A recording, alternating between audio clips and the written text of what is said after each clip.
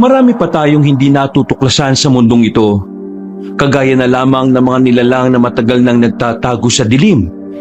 Isang mapagpalang araw po sa inyong lahat mga kabangers at mga kayanggaw.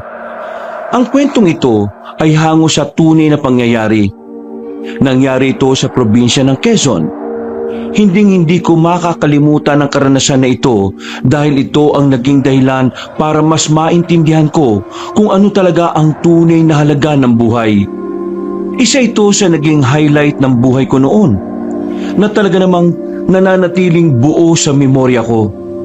Dahil sa karanasan na ito, nalaman ko rin na bukod sa ating mga tao, totoo pala talaga na nag-i-exist din ang mga nilalang na akala natin ay sa pelikula lang natin makikita.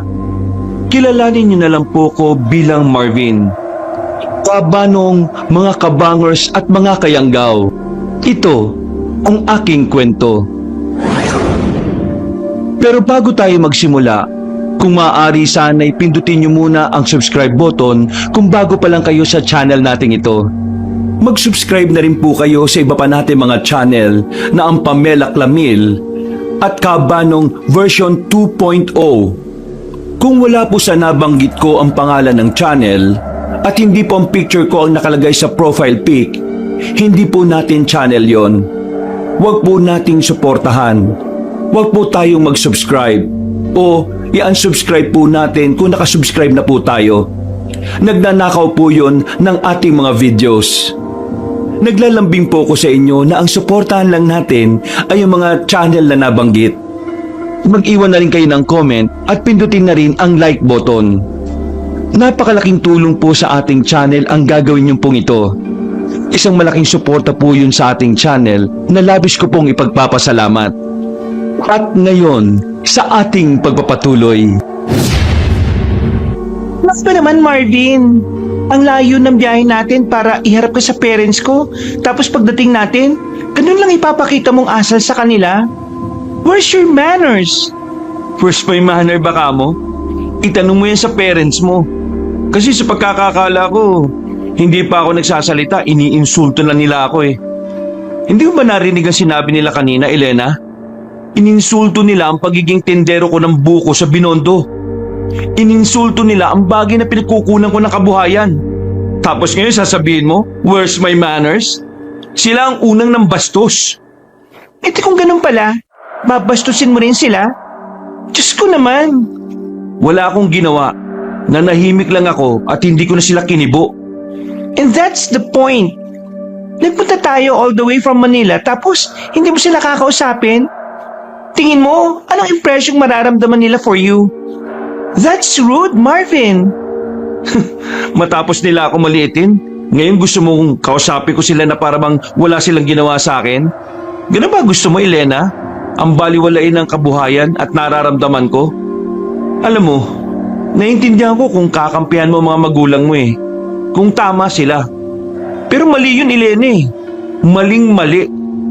Hindi mo dapat minamalit ang kabuhayan ng iba porque nakakaangat ka sa buhay. Ganyan ba talaga kayo mayayaman? Tapos ngayon, issue na ngayon ang pagiging mayaman namin? Oo, kasi yun ang nakikita kong dahilan kaya ako minamalit ang magulang mo eh. At ikaw na kasintahan ko, wala kang ginawa para ipagtanggol ako sa kanila. Sa halip, mas kinakampihan mo sila eh. At binaliwala mong nararamdaman ko. Ewan ko ba sa'yo kung anong mahirap intindihin sa nangyari. Palibasa, sunod-sunuran ka sa mga magulang mo.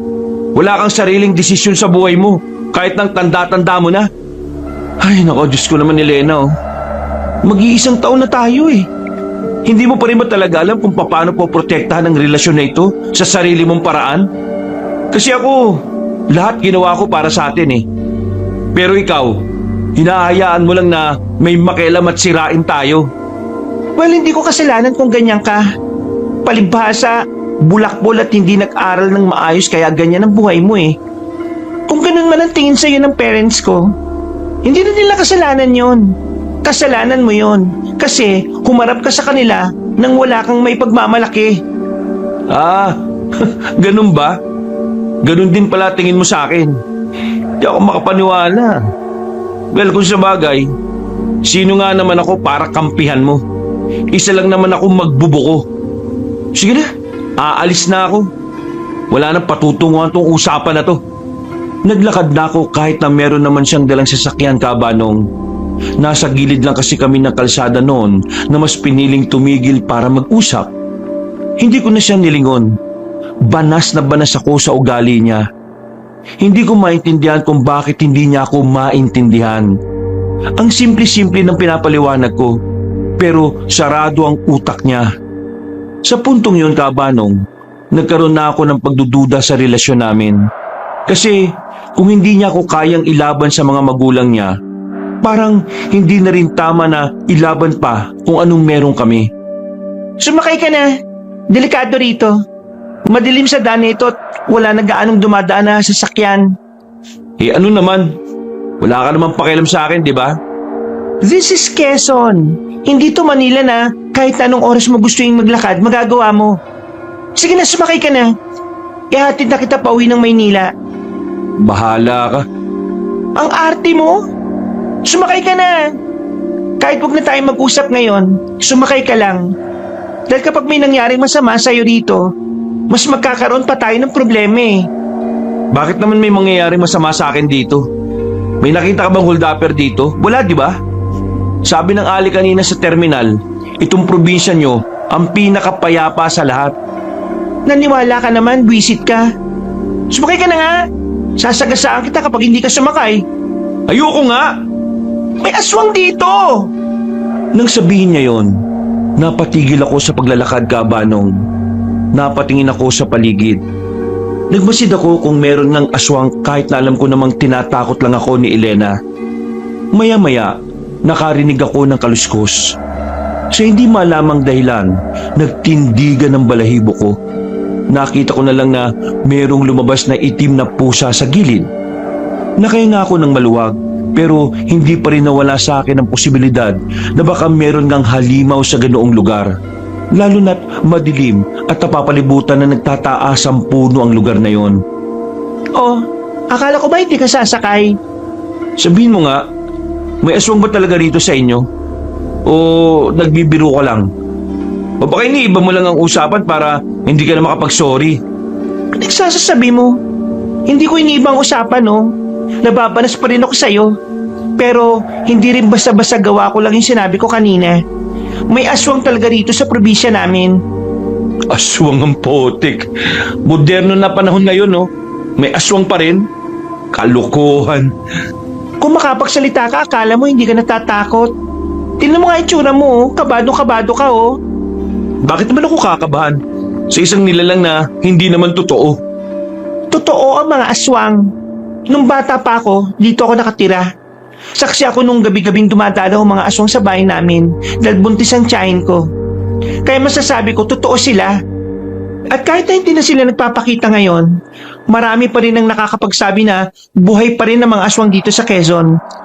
Yung sinasabi na matatanda, sarcasm yun, kabaliktaran yun. Tinutukoy niya siguro yung panahon nila. Kasi nung panahon siguro nila, talamak ang mga aswang. Sus! Sige na, paandarin mo na yan. Takot ka rin pala eh. Tahimik na lang kami sa pagpapatuloy ng aming biyahe, Kabanong. Pauwi na kami sa tinutuluyan naming hotel sa bayan noon. Malayo-layo ang biyahe. Buti na lang, meron siyang sasakyan. Hindi kami nagkikibuan. Masama pa rin kasi ang loob ko sa mga sinabi sa akin ng mga magulang niya. Makalipas lang ang ilang minuto, nagsalita na siya ulit. Sorry.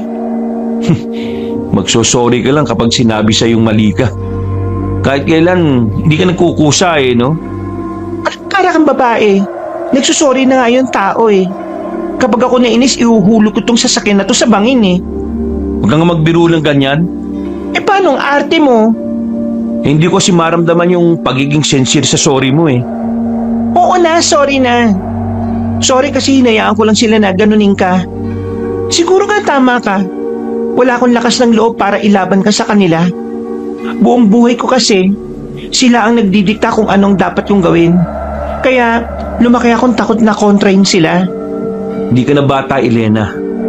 Nagtatrabaho ka na nga eh. Matuto kang ilaban tong relasyon na to sa kahit na sino.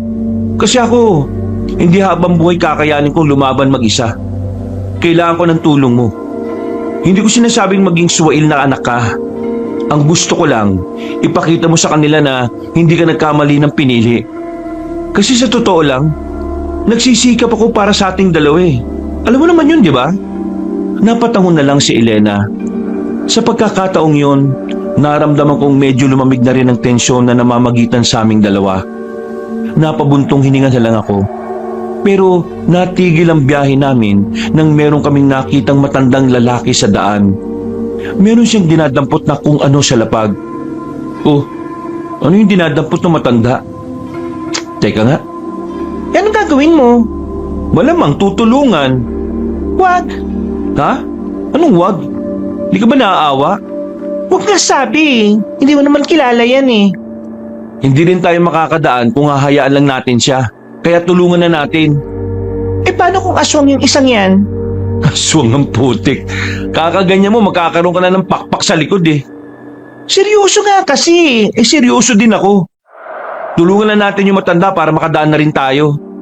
Kinakabahan ako dyan eh. Eh di dito ka lang kung ayaw mo. Ako na lang. Mag-isa akong lumabas ng sasakyan kabanong nilapitan ko kagad ang matandang lalaki. Saka ko lang naalaman na nagkantatapon-tapon na pala ang mga kamatis na daladala niya. Napangiti sa akin ang matanda. Wala naman akong nararamdamang kahit na anong panganib mula sa kanya, kaya tinulungan ko na din siya. Manong, bakit po nagkaganyan yan? Bakit mag-isa lang kayo? Delikado na rito ah. Eh galing kasi ako kanina sa taniman namin. Pauwi na ako sa amin. Eh wala namang masakyan kaya heto, naglalakad ako. Nagkataon naman na merong napadaan na truck. Nahagip niya ako habang naglalakad ako sa gilid. Kaya ayan, natapon ang mga kamatis. Nahagip kayo? Eh, may masakit ba sa inyo? Gusto niyo po bang dalhin namin kayo sa ospital? Ako, hindi na. Ayos lang ako. Masakit lang naman ang balakang ko. Pero, yan lang. Mas matatagalan akong makauwi kasi mas mabagal ako sa paglalakad. Saan po ba ang lugar ninyo? Gusto niyo bang ihatid na lang muna namin kayo? Ay nako, sigurado ka bang ayos lang talaga? Mukha naman hindi ayos sa kasintahan mo. Sandali lang ho. Kakausapin ko lang ho siya. Mahal, ihatid natin yung matanda sa kanila. Nahagip ng truck kanina eh. Nadali yung balakang niya. Hindi naman grabe pero syempre matanda na. Baka mas sumakit kapag malayo pa nilakad niya. Are you serious? You're picking up a complete stranger in this kind of place? Marvin naman, nagtitiwala ka kagad. Diyos ko naman to. Ano magagawa ng matanda? Tingnan mo nga oh, parang uugod-ugod na nga. Di ka ba naawa? Pinag-iisipan mo pa na masama? Eh paano nga kung asong Wala ngang aswang, okay? Gawa-gawa lang yan. Kaya huwag ka na mag-isip dyan ng hindi maganda. Tara, tulungan natin yung matanda. Kapag may nangyari masama sa kanya sa daan konsensya ko pa yan. Marvin naman. Kung gusto mong tanggapin ko, sorry mo. Tulungan natin ang matanda. Napabuntong hininga na lang ang kasintahan ko ng mga sandaling yun kabanong. Wala na siyang nagawa. Pinasakay na namin ang matanda at ang daladala nitong isang basket ng kamatis. Nako, napakabait niya naman. Ay siya nga pala, Alberto ang pangalan ko. Ako naman po si Marvin. Ito naman po yung girlfriend ko, si Elena. Ang galing ano? Ngayon lang ako nakakita ng babayang nagmamaneho. Kadalasan kasi yung lalaki. Bakit iho? Wala ka bang sasakyan? Ho? Wala po eh. Siya lang po ang meron. At saka, hindi pa po ako marunong magmaneho. Ay, ganun ba? Ay, maganda nga yan para maiba naman. Teka, bakit nga pala kayo gabi namimitas ng kamatis? Mas maganda siguro kung umaga para hindi kayo ginagabi. Mabuti na lang nadaanan ka namin. Kung hindi, baka hindi ka na nakauwi sa inyo. Masakit pa naman yung balakang nyo. Ay, ngayon lang naman ito, iho. Wala kasi ang kumpare ko na may tricycle. Madalas na siya ang inaasahan kong maghatid sa akin pa uwi. Ang kaso nga lang, may sakit siya ngayon. Kaya ayan, nagtiis na lang akong maglakad ng pagkalayo-layo. Yung pinagkukunan ko kasi ng kamatis sa bukid ng kapatid ko. Malayo naman ang bukirin sa mismong bahay ko Pero sa susunod huwag niyo na pong ulitin ha kasi delikado talaga. Paano na lang kung walang tumulong sa inyo? Isa pa, kapag nasagasaan kayo, iiwan lang din kayo dyan. Wala namang makakakita sa inyo Kagaya na lang ng ginawa ng truck sa inyo. Pero teka, sigurado po ba kayong wala talaga kayong matinding galos? Wala naman. Na-please lang naman kasi. At saka, hindi naman mabilis ang takbo ng truck Nasagi lang talaga ako at natumba. Iha, tahimik ka yata. Pasensya na't naabala ko pa ang inyong labing-labing ha. Ayos lang ho. Alam nyo, nung araw, parang ganito rin kami ng asawa ko. Gusto namin ng kakaibang labing-labing. Paano kakaibang labing-labing po? Kapag mag-aanuhan kami, nagpupunta kami sa gubat, sa dilim, sa kahit saan, basta hindi sa bahay. Ang pinakamasaya namin ginawa, sa taas ng puno. Pambihira, sa taas ng puno? Paano nyo nagawa yun? Buti di kayo nahulog. Sana yan lang talaga, iho. Kung mag-usap kaming dalawa, Kabanong, para bang matagal na kaming magkakilala. Mas close ko pa yung matandang hindi ko namang kilala kaysa sa mga magulang ni Elena. Ang dami naming napag-usapan. Ang dami naming napagkwentuhan na para bang matagal na naming ginagawa yon. Habang si Elena naman ay tahimik lang. Hindi man lang kumikibo. Makalipas ang halos 1 oras, narating na rin namin ang sinasabing lugar ni Mang Alberto. Ako na lang ang bumaba para ihatid si Mang Alberto sa bungad. Di ba? Kita mo na? Kung naglakad ka, baka umaga ka na nakarating. O baka hindi pa. Sobrang layo naman pala yung lalakarin nyo, Diyos ko. Kaya nga sobra ako nagpapasalamat sa inyo. Kung hindi kayo napadaan, baka hanggang ngayon naglalakad pa rin ako. Wala po yun. Ang mahalaga, nakarating na kayo. Siya nga pala. Bukas, merong pagdiriwang dito sa amin. Taon-taon kasi may ginaganap na pasasalamat. Pag-aalay ng mga pagkain sa kalikasan. Parte ng kultura namin yon. Kung gusto mo, punta na lang kayo dito, ha? Hanapin mo lang ako. Kilala naman ako rito Sige po. Pag-iisipan ko po kung wala akong gagawin bukas. Paano? Pasok na ako, ha? Sigurado po ba kayong kaya nyo nang buhatin yung basket? Kaya ko na naman. Isa pa malapit na lang din naman. Nakakaya na kung ipapabuhat ko pa sa'yo. Sige po. Balik na po ako sa sasakyan ha. Sige. Maraming salamat. Wala po nga naman. Tinapik niya pa ako sa balikat at nakangiting naglakad papasok ng kanilang baryo. Napangiti na lang din ako.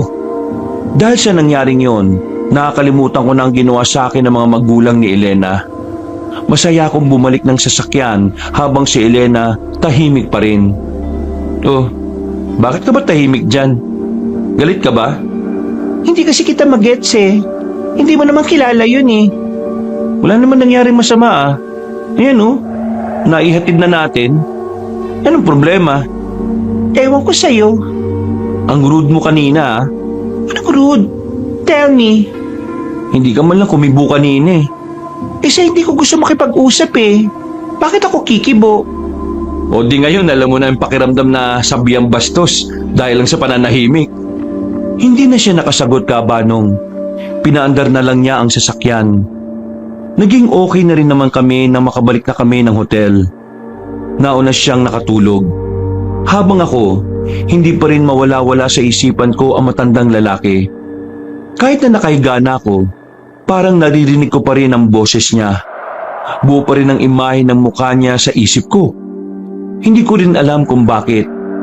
Bandang 4:00 na ako ng madaling araw nakatulog, kaya tinanghali na rin ako ng gising. Pagbangon ko, wala na si Elena. Hindi na niya ako ginising.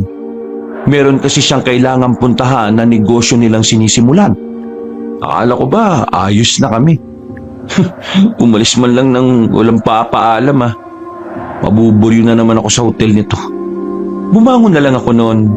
Naglakad-lakad sa labas at kumain mag-isa. Hanggang sa dumating ang hapon. Wala akong ibang ginawa kundi ang tumambay at manood ng TV. Nakaramdam na ako ng pagkabagot.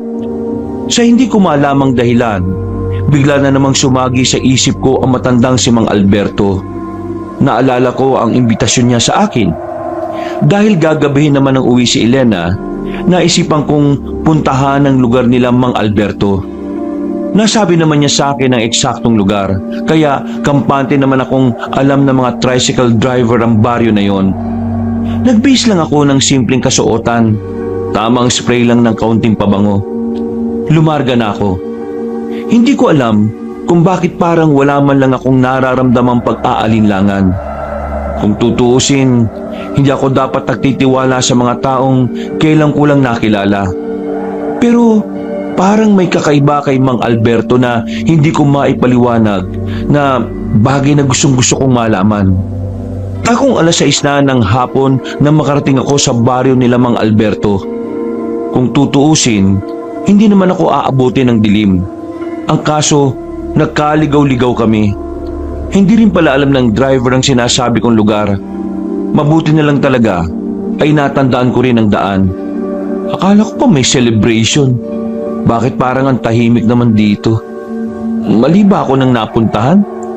Pero naalala ko ito eh. Ito yun oh. Itong arko yung nakita ko kagabi. Para makasiguro, pumasok na lang ako sa loob.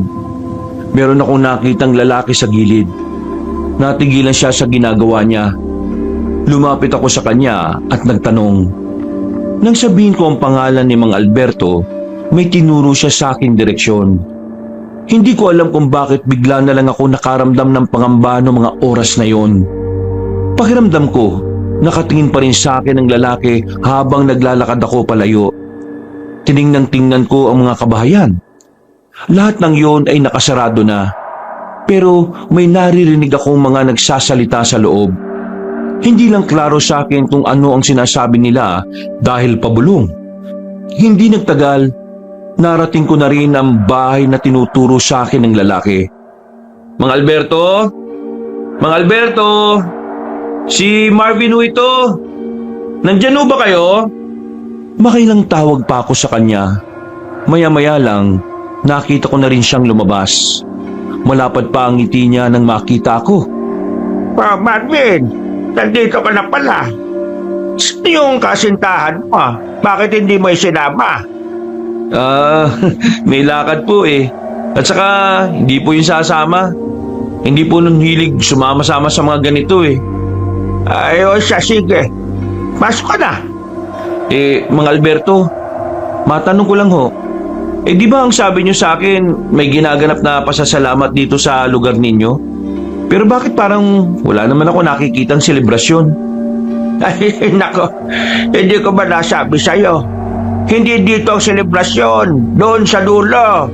Doon talaga ginaganap ang pasasalamat. At maya-maya pa, may scores pa. Ganun po ba? Kaya po pala ang tahimik dito. Maupo ka na muna rito. Pagtitimpla kita ng kape. Tapos maya-maya lang dadalhin na kita ron. Nagugutom na kasi ako eh. Makikikain na tayo doon. Ay, nako, yan ang gusto ko. Ay, sandali lang ha. O sige po. Sandaling nawala si Mang Alberto. Pagbalik niya ay may daladala na siyang kape. Agad naman niya yung ibinigay sa akin. Medyo nilalamig ako nung mga sandaling yon, kaya lumagok na kagad ako. Habang nagkukwentuhan kami, naramdaman ko na lang na parang nahihilo ko. Akala ko nung unay dahil lang talaga sa puyat yun. Pero maya-maya pa, parang umikot na ang paningin ko. Marvin, ayos ka lang ba? Mang Alberto, parang umiikot ang paningin ko. Ano? Umiikot? Kasi, umiikot ang mundo. Yun ang huling salita na narinig ko mula sa kanya, Kaabanong. Hindi nagtagal, nawalan na talaga ako ng malay. Paggising ko, naramdaman kong nakatali na ako sa upuan. Nataranta ako noon. Pagtingin ko sa paligid, nasa isang kwarto na ako. Mukhang bodega ang kwarto. Ang daming tambak. Sinubukan kong makakawala, pero hindi ko magawa. Sigaw ako ng sigaw kung may makakatulong sa akin, pero walang dumating. Tanging isang boses lang ng banyaga ang narinig ko sa loob ng kwarto. Will you please shut your filthy mouth? Napatingin ako sa gilid. Meron din palang isang nakatali. Isa siyang kano. Sa tansya ko, kasing edad na siya ng tatay ko. At base sa itsura niya, parang matagal na siyang nakakulong doon. Madungis na rin kasi ang kanyang mukha. Biyag ka rin dito? Teka, sino may gawa nito sa atin? What? I don't understand what you're saying. Use my language. Ha? Bakit ko naman gagamitin ang lingwahe nyo? Ikaw ang dayo. Kaya dapat, ikaw ang mag-adjust. Wala ako sa bansa nyo para mag-English. Whatever. Buisit na yan. Paano kaya ako nito maintindihan kung hindi ako mag-i-English? Kahit na ayaw kong mag-adjust para sa matandang kano na yon, ginawa ko na lang din dahil gusto kong malaman kung ano ang nangyayari. Huminga ako ng malalim. Pinagdasal ko na sana magkaintindihan kaming dalawa. Hey, What? you know what? The happenings here. You know what happened? Tama. Why we captured? I mean, why are we here? Who is the bad guy do this? You asked me what happened while we are here? Well, I don't know too. Last time I remember, I'm relaxing while watching the sunset. And suddenly, a group of guys approached me and boom! I'm here now. Mukhang pinatulog din siya kagaya ko.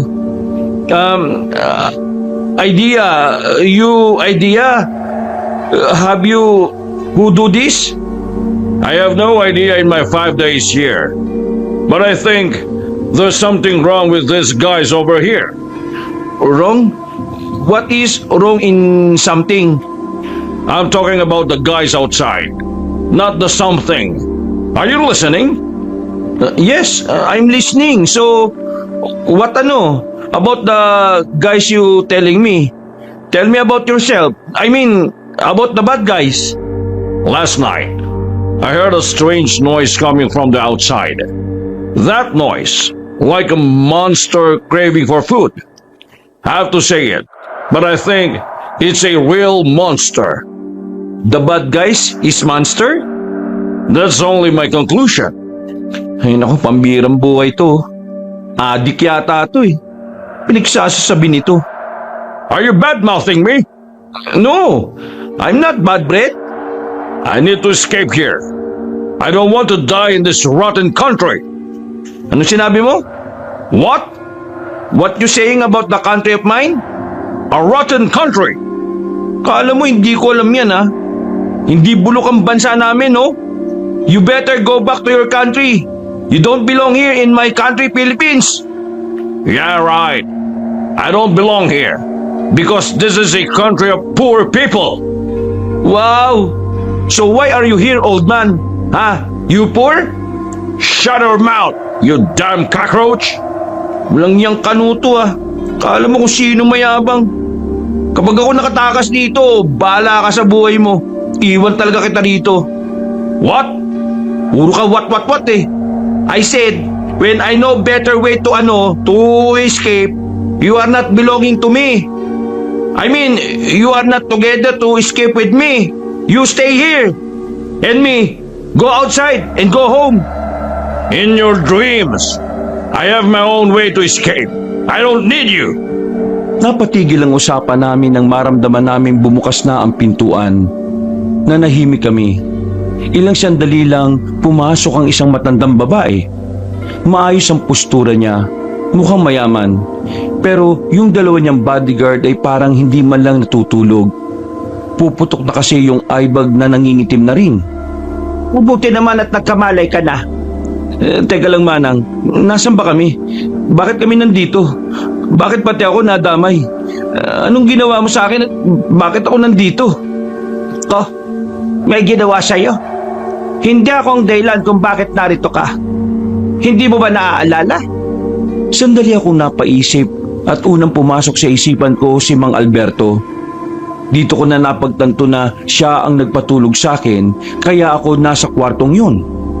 Yung kape, tama. Pero bakit? Mamaya, magdadala rito ng maayos na pagkain. Kumain kayo ng marami. Habang wala pang iba niyong mga kasabay, kailangang maging malakas ang katawan ninyo. Pumunta lang ako rito para alamin ang kalagayan niyo. At masaya naman ako na nasa maayos kayong sitwasyon. Maayos? Maayos na to sa lagay na to? Nakatali kami? Wala kaming ibang magawa kundi magsalita? Ang bihag kapag binigyan mo ng kalayaan sa isang bagay, malaki ang tsansang makatakas. Yun ang dahilan kung bakit bibig lang ang pwede niyong magamit. Hey, ugly woman! What are you saying, huh? And who are you? Kung hindi mo kaya magsalita ng Tagalog, ay manahimik ka. Kahit kailan, hindi ako ang gagawa ng paraan para magkaintindihan tayo. Can you translate it to me, ugly boy? Bahala ka sa buhay mo. In English, it's up to your life. Sa oras na makumpleto na kayong 5, sisimulan na namin ang gagawin namin sa inyo. Ano ba kasing gagawin niyo sa amin? Malalaman nyo rin sa tamang panahon. Napabuntong hininga na lamang ako nang maiwan na naman kaming dalawa ng kano. Tumingin siya ng masama sa akin. Parang hindi man lang siya nababahala. Puro kayabangan lang talaga ang inuuna niya. Tiningnan ko siya ng masama at saka napangisi. Pinagmumura niya ako na parang ako ang may kasalanan sa kanya. Hindi ko alam kung anong oras na noon, Kabanong. Basta sa tingin ko, hindi pa rin naman sumisikat ang araw. Mahaba na ang oras, kaya naman nag-isip na ako ng paraan kung paano ako makakawala sa pagkakagapos na yon. Makabal na lubid ang nakatali sa kamay ko. Sa ilang oras ko nang ginagalaw-galaw ang kamay ko, nararamdaman kong parang lumuluwag na rin yon. Tatanga-tanga mga tao dito no? Hindi dapat ganitong lubid pinatali sa akin Dapat yung maliit lang para hindi madaling lumuwag. Madulas to Mga inutil. Hey, what are you saying now? Are you saying bad about me? Ha? Alam ko sa'yo. Nang maramdaman kong maluwag ng bahagya ang tali sa akin, mas lalo ko pang binilisan ng paggalaw ng aking kamay. Maya-maya lang, naramdaman ko nang natanggal na ang tali. Nanlalaki ang mga mata ng kano nang makitang nagagamit ko na ang kamay ko. Tinanggal ko rin kagad ang tali sa aking paanan. What the? How did you do that? How, di karabaw, batutin mo. What? Paano? I'm leaving na. Oh, wait. How about me? I don't know. Maybe you can gawa-gawa paraan para ikaw takas-takas. Please, help me. You angry to me kanina? Now you please me? I'm so sorry. I'm just frustrated. Please help me. My family's waiting for me. Please, I know you're a good person. So please. Noong mga sandaling yon ay agad na natunaw ang puso ko. Malambot lang kasi ang kalooban ko lalo na pagdating sa matatanda. Kahit pa hindi naman natin siya kalahi, tingin ko kailangan niya rin namang mabuhay para sa pamilya niya. Isa pa, ayokong dalhin habang buhay sa konsensya ko pag may nangyaring masama sa kanya. Kaya naman madali ko siyang tinanggalan ng pagkakatali. Tuwang-tuwa siya. Kitang-kita ang saya sa kanyang mga mata. Ang maangas na kano ay parang biglang naging maamong tupa. Sa isip-isip ko, baka sadyang emosyonal lang siya kaya nagmukha siyang walang respeto sa ibang tao. Thank you, boy. You're an angel to me.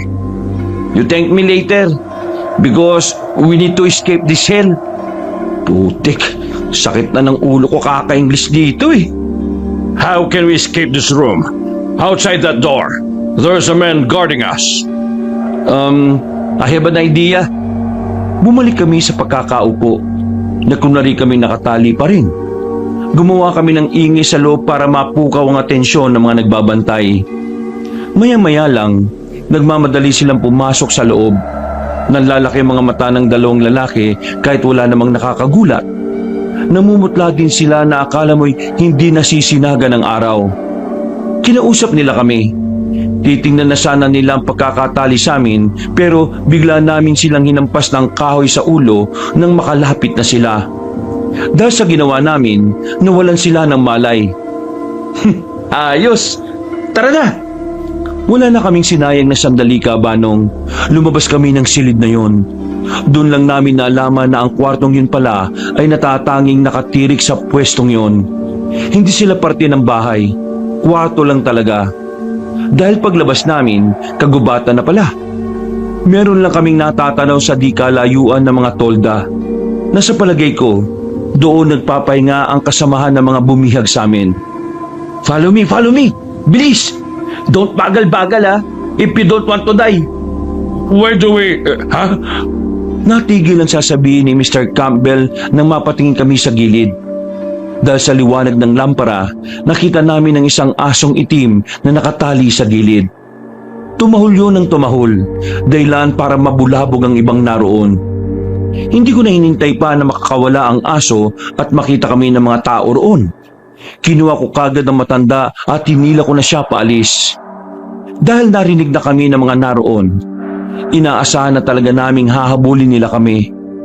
Nung una, akala ko magiging madali para sa amin ang pagtakas.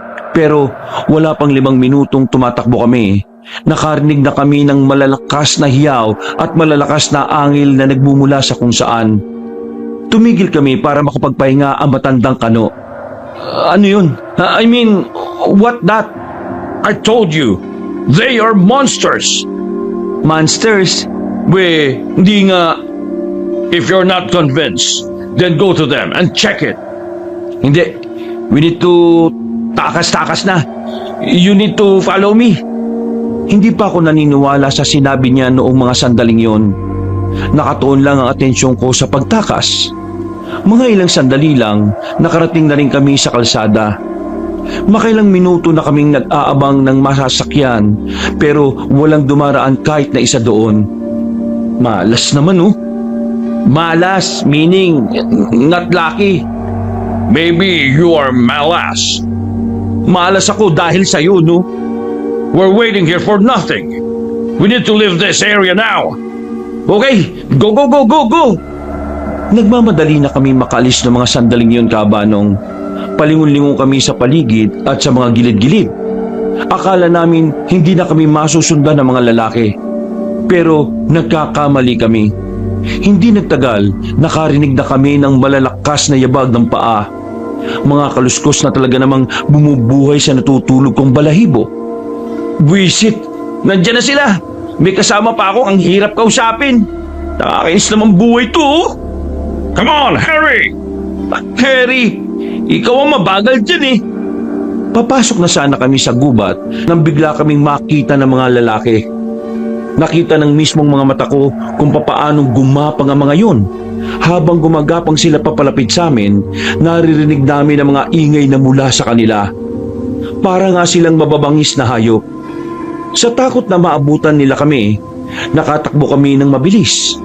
Kahit ang matandang kano na may edad na, nakasabay sa akin sa pagtakas. Sa sobrang bilis ng pagtakbo namin, nakaramdam kagad kami ng pagod. Kaya ang ginawa namin, humiga kami sa ilalim na makakapal na dahon ng gabi. Behave! Just behave ah! Nanahimik lamang kami habang pinakikiramdaman ng mga halimaw na yon. Ang tagal nilang nanatili sa kung saan kami. Maya-maya pa, narinig na lang namin na nakaalis na sila. Nang masiguro namin wala na nga sila, naglalakas loob na akong lumabas para silipin. Nakahinga ako ng maluwag, ganon din naman ang matandang kano. Sa mga sumunod na sandali, hindi na nila kami nakita. Sinamantala na rin namin ang pagkakataon para makapagpahinga.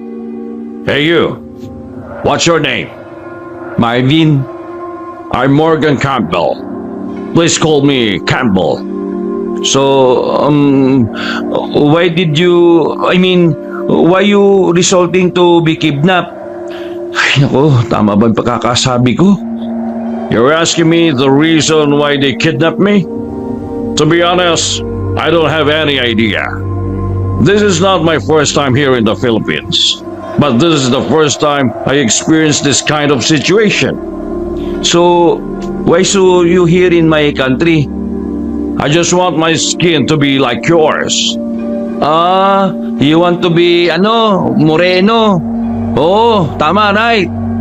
So, tell me what happened. Why are you kidnapped by them? Sa totoo lang, no idea. But I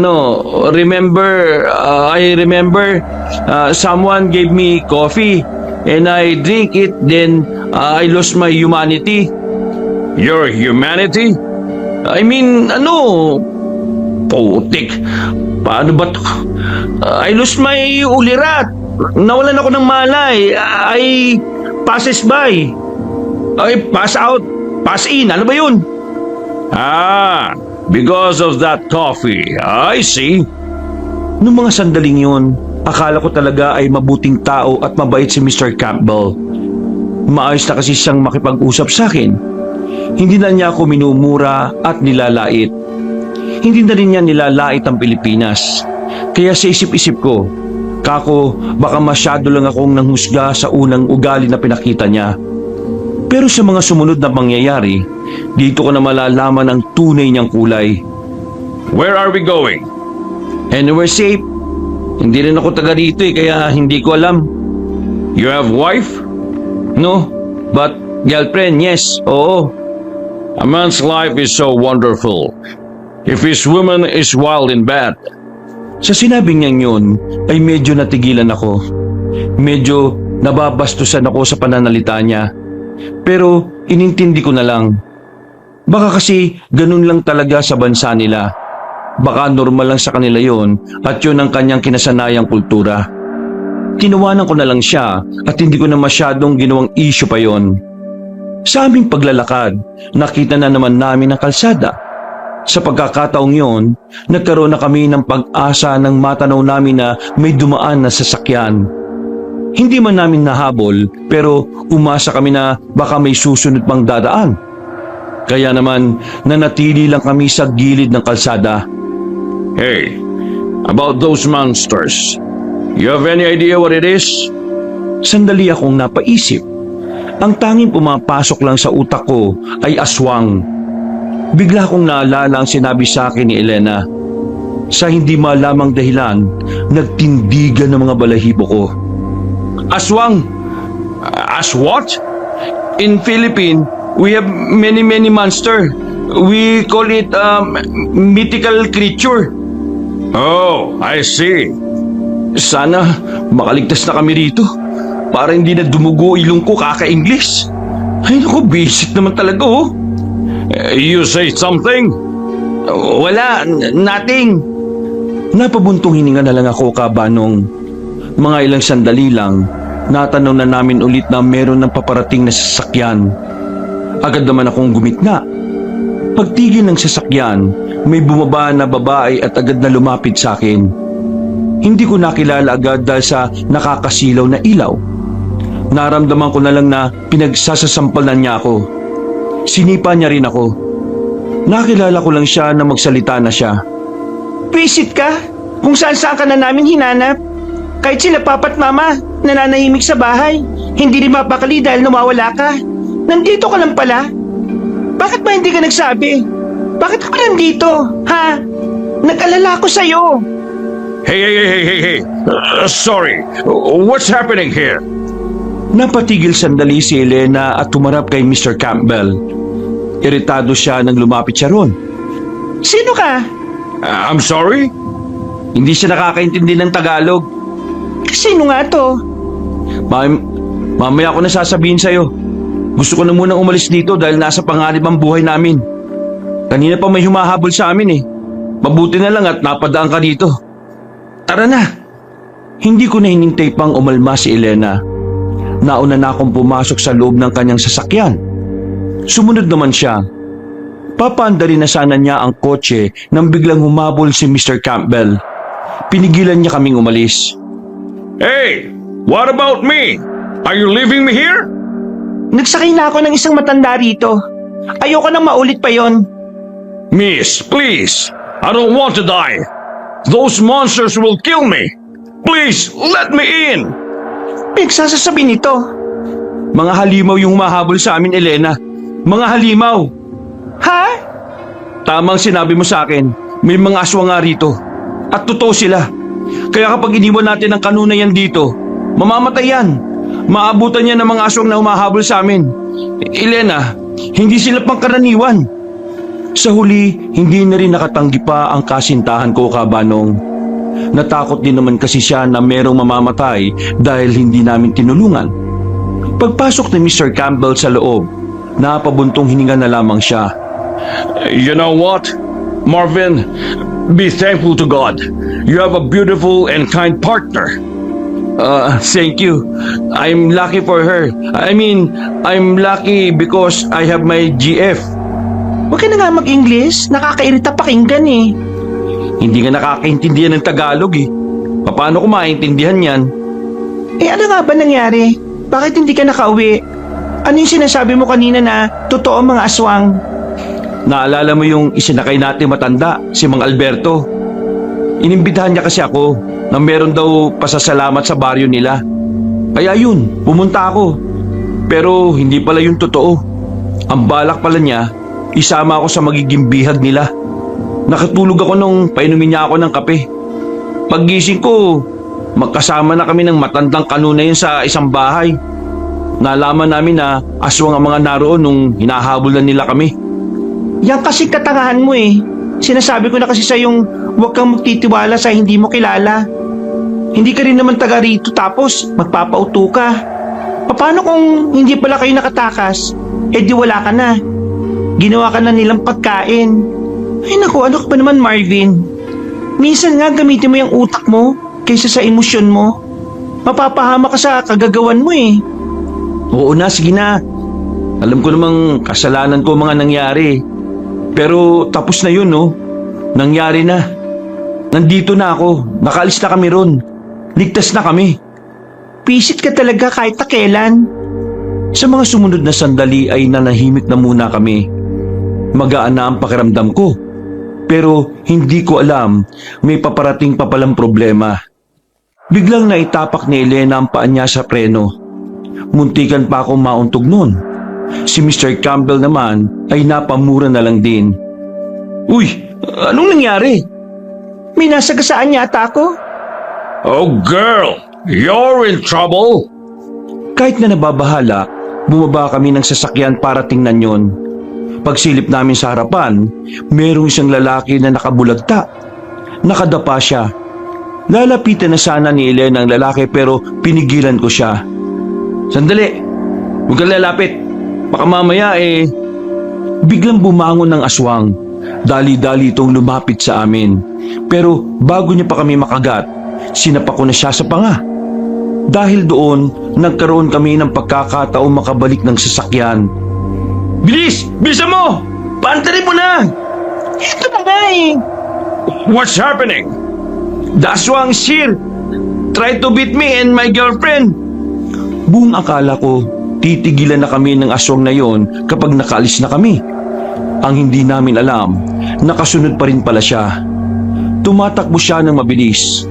At makalipas lang ang ilang sandali, nakita na naming marami na sila. Natataranta na kami nung oras na yon. Hanggang sa napansin na parang nawawala na sa kontrol si Elena sa pagmamaneho niya. Anong problema, Elena? Mahal. Natatakot ako. Yung manubela, ayusin mo. Mababangga tayo. It's the end! Damn it! Maya-maya pa, nakabig ni Elena ang manibela papunta sa gilid. May napasukan kaming maliit na daan na sakto lang ang sasakyan. Nang matanaw na namin ang ilog, saka lang napreno ni Elena ang sasakyan. Kung hindi, baka lumubog na kami sa tubig. Sinubukan niyang iatras ang sasakyan pero nakalubog na ang gulong nito sa malambot na lupa. Kaya naman sana namin gawan ng paraan yon, pero wala na kaming oras dahil paparating na mga aswang. Kailangan na nating umalis. Sasakyan ko. Saka na yan, balikan na lang natin. Disgusting! This is the worst couple! Shut up! Nakikisapit ka lang sa amin eh. Bago pa sila mag-away, bumaba na kami. Tumakbo na kami paalis. Nakapasok kami sa kagubatan. Noong mga sandaling yon, ramdam na ramdam ko ang kaba ni Elena. Nanginginig siya sa takot. Hinawakan ko lang ng maigpit ng kamay niya. Nang makalayo-layo na kami, tumigil na muna kami para makapagpahinga ni Mr. Campbell. Nasa kakahuyan kami. Nakatago lang sa naglalaki ang ugat ng mga puno. Dito na muna tayo. Hindi na ba tayo masusundan ng mga aswang? Hindi ko alam. Ang mahalaga, pansamantala tayong ligtas. Mamaya, saka na tayo magpatuloy kapag medyo lumipas na ang oras. Baka gumagala-gala kasi sila ngayon sa gubat eh. So, what do we do now? We stay here, making time pass away. Making time pass away. Pampalipas oras. Tama naman, di ba? Ay naku, sakit sa ulo ng mga naririnig ko sa'yo. Ikaw na lang kasi kumausap sa kanya eh. Ikaw naman marunong mag-English eh. What are you talking? We stay here. We need to buy some time for them to leave the forest. Okay, that's the better way to survive. Halos isang oras din kaming naroon. Nakaramdam na nga kami ng antok. Sumandal na muna kami sa puno para umidlip. Pero nagising na lang ako dahil narinig kong nagbubunga nga na ang kasintahan kong si Elena. Ah, Oh, bakit mahal? eto ba't ito eh, nangihipos ko? Ha? This ugly old man harassing me. No, I don't do that. That's not true. Ba't tarantado ka? Matapos ka naming isama rito para makaligtas? Gagawin mo yan? Naramdam ko yung kamay niya. Hindi ako pwede magkamali. This is a misunderstanding. Let me explain. Explain? Wala kang dapat ipaliwanag. Nung unang pa lang eh, may naramdaman na ako mali sa'yo eh. Manyakis ka pala talaga. Nagkukunwari ka lang siguro mabait para makaligtas ka rin. Oh, wait, I don't understand. Please speakin mo mukha mo. Hindi ko na napigilan ng sarili ko, Kabanong. Sinapa ko na kagad ang matandang kano na yon. Isang suntok ko lang, natumba na siya kagad. Are you crazy? Punching an old man? Old man mo mukha mo. Lumayas ka na nga bago pa kita malumpo. What? Leave before I break your leg. You will regret this. Naglakad na rin siya pabalik sa direksyon na pinanggalingan namin. Napayakap na lang ako sa kasintahan ko. Humingi ako ng paumanhin sa kanya dahil sa pangalawang pagkakataon napaniwala na naman ako ng isang matanda. Hindi naman na siya nagalit pero bakas pa rin sa kanyang reaksyon ng trauma. Takot sa mga aswang at pagkabana sa matandang kano na nakasama namin. Halika na kaya natin yung sasakyan para makaalis na tayo. Oo, mas mabuti pa nga. Wait lang. Oh, bakit? Wala yung susi. Ha? Paano nawala? Baka naman nabitiwan mo.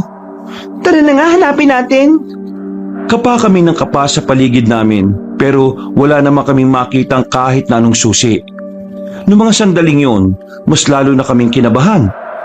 Yung sasakyan na lang din kasi talaga ang tanging paraan para makaalis kami roon. Hindi kaya Hindi kaya ano? yung matandang kano, hindi niya lang ako basta hinipuan. Kinuha niya yung susi sa bulsa ko. Ba't tarantado talaga yung matandang yun ah? Nagmamadali kaming bumalik. Alam namin na sa mga sandaling yun, ginagawa na ni Mr. Campbell na maalis ang sasakyan sa pagkakalubog ng gulong. Hindi nagtagal, narating na rin namin ang lugar. Nakita naming nakastart na ang sasakyan. Pero sa kasamaang palad, hindi siya makaalis. Nakalubog pa rin ang gulong. Lalapitan na sana namin siya nang biglang dumating naman ang mga aswang. At sa pagkakataong yon, kasama na ng mga yon si Mang Alberto. Ang matandang tinulungan ko pero may iba pa palang balak sa akin. Napatigil kami. Hinila ko si Elena papunta sa gilid. Bago kami umalis, napakinggan at napanood pa namin ang nangyari. Akala mong kayuhan ka eh, makakatakas ka. Nasaan na kasama mo? I can understand Tagalog, please. Visit naman buhay dito, ha? Sino marunong mag-English dyan? Kausapin nyo nga ito. Please, spare my life. I want to live more years. Please. Pasensya ka na. Ikaw ang natsyempohan eh. Sige na, dalhin nyo lang isang ito. Bantayan nyo rin ang sasakyan na to dahil panigurado, babalikan nila ito para kunin. Noong mga sandaling yun, Kabanong, tuluyan na kaming nawala ng pagkakataon para magamit pa ang sasakyan ni Elena. kailangan na lang naming lisanin ang lugar na yun. Naglakad-lakad kami. Ginawa namin ang lahat para lang kami hindi makalikha ng ingay. Pagtingin sa relo, 4:00 na pala na madaling araw. May 2 oras pa bago tuluyang sumapit ang liwanag. Kaya naman mas lalo na kaming nagsikap na makatakas sa mga aswang na yon. Pero sa kasamaang palad, meron na naman kaming nakaengkwentro. Sinabi ko naman sa'yo, totoo mga aswang. Ayaw mo kasing maniwala eh. Oo na, alam ko naman eh, nakita ko na, napatunayan ko na. Kung una pa lang kasi naniwala ka na sa akin, eh di sana hindi mo natatangkain na puntahan yung lugar ng matandang aswang. Ang tigas-tigas kasi ng ulo mo eh. Ang taas-taas ng ego mo. Feeling mo alam mo lahat. Siguro kaya nainis din yung parents ko sa iyo eh kasi nararamdaman nila yung ganyang aura mo. Diyos ko naman oh, kaya sila naiinis kasi ayaw talaga nila sa akin una pa lang. Kung ayaw nila sa iyo, eh di sana hindi na nila ako tinulungan mahanap ka. Naghanap din sila? Oo, nagpauto sila papa at mama ng tao para lang hanapin ka. Ibig sabihin, hindi totoong ayaw nila sa akin? Ikaw lang naman ang nag-iisip niyan eh. Sinusubukan ka lang naman nila kung kaya mo ipagtanggol ang sarili mo. Pero anong ginawa mo? Nanahimik ka lang. Kaya ang naisip nila, kung sarili mo nga hindi mo kayang ipagtanggol eh, paano mo pa ako may pagtatanggol o mapoprotektahan? Hindi ako nakapagsalita. Parang sinampal ako ng katotohanan sa mga oras na yon, Kabanong. Maya-maya pa, nabalot na naman kami ng kilabot habang kami naglalakad. Narinig kasi namin ng mga kaluskos. Parang may sumusunod sa amin. Hinawakan ko na ang kamay ni Elena. Binilisan na namin ang paglalakad. Hanggang sa nakakarinig na kami ng mga angil ng aswang. Tatakbo na sana kami, pero bigla na lang silang nagsilabasan sa gilid at pinalibutan kami. Marvin, paano na to? Diyos ko, anong gagawin natin? Sa likod ka lang. Ako nang kakalaban sa kanila. Eh, meron nga rin sa likuran natin eh. Basta, akong bahala sa kanila. Nakikiramdam lang ako sa magiging kilos ng mga aswang. Pero sa totoo lang, pinagpapawisan na ako ng dahil sa takot at kaba. Namamawis ang palad ko at parang nanlalambot ang aking mga tuhod. Wala kaming kahit na anong armas sa mga pagkakataong yun. Tanging ang kamaw ko lang ang aasahan namin. Maya-maya pa, napansin kong unti-unti silang lumalapit. Sige, subukan niyo lang lumapit. Babangasan ko mukha niyo. Papangahan ko kayo. Kahit na anong panakot ko, ay parang hindi naman yung naging epektibo.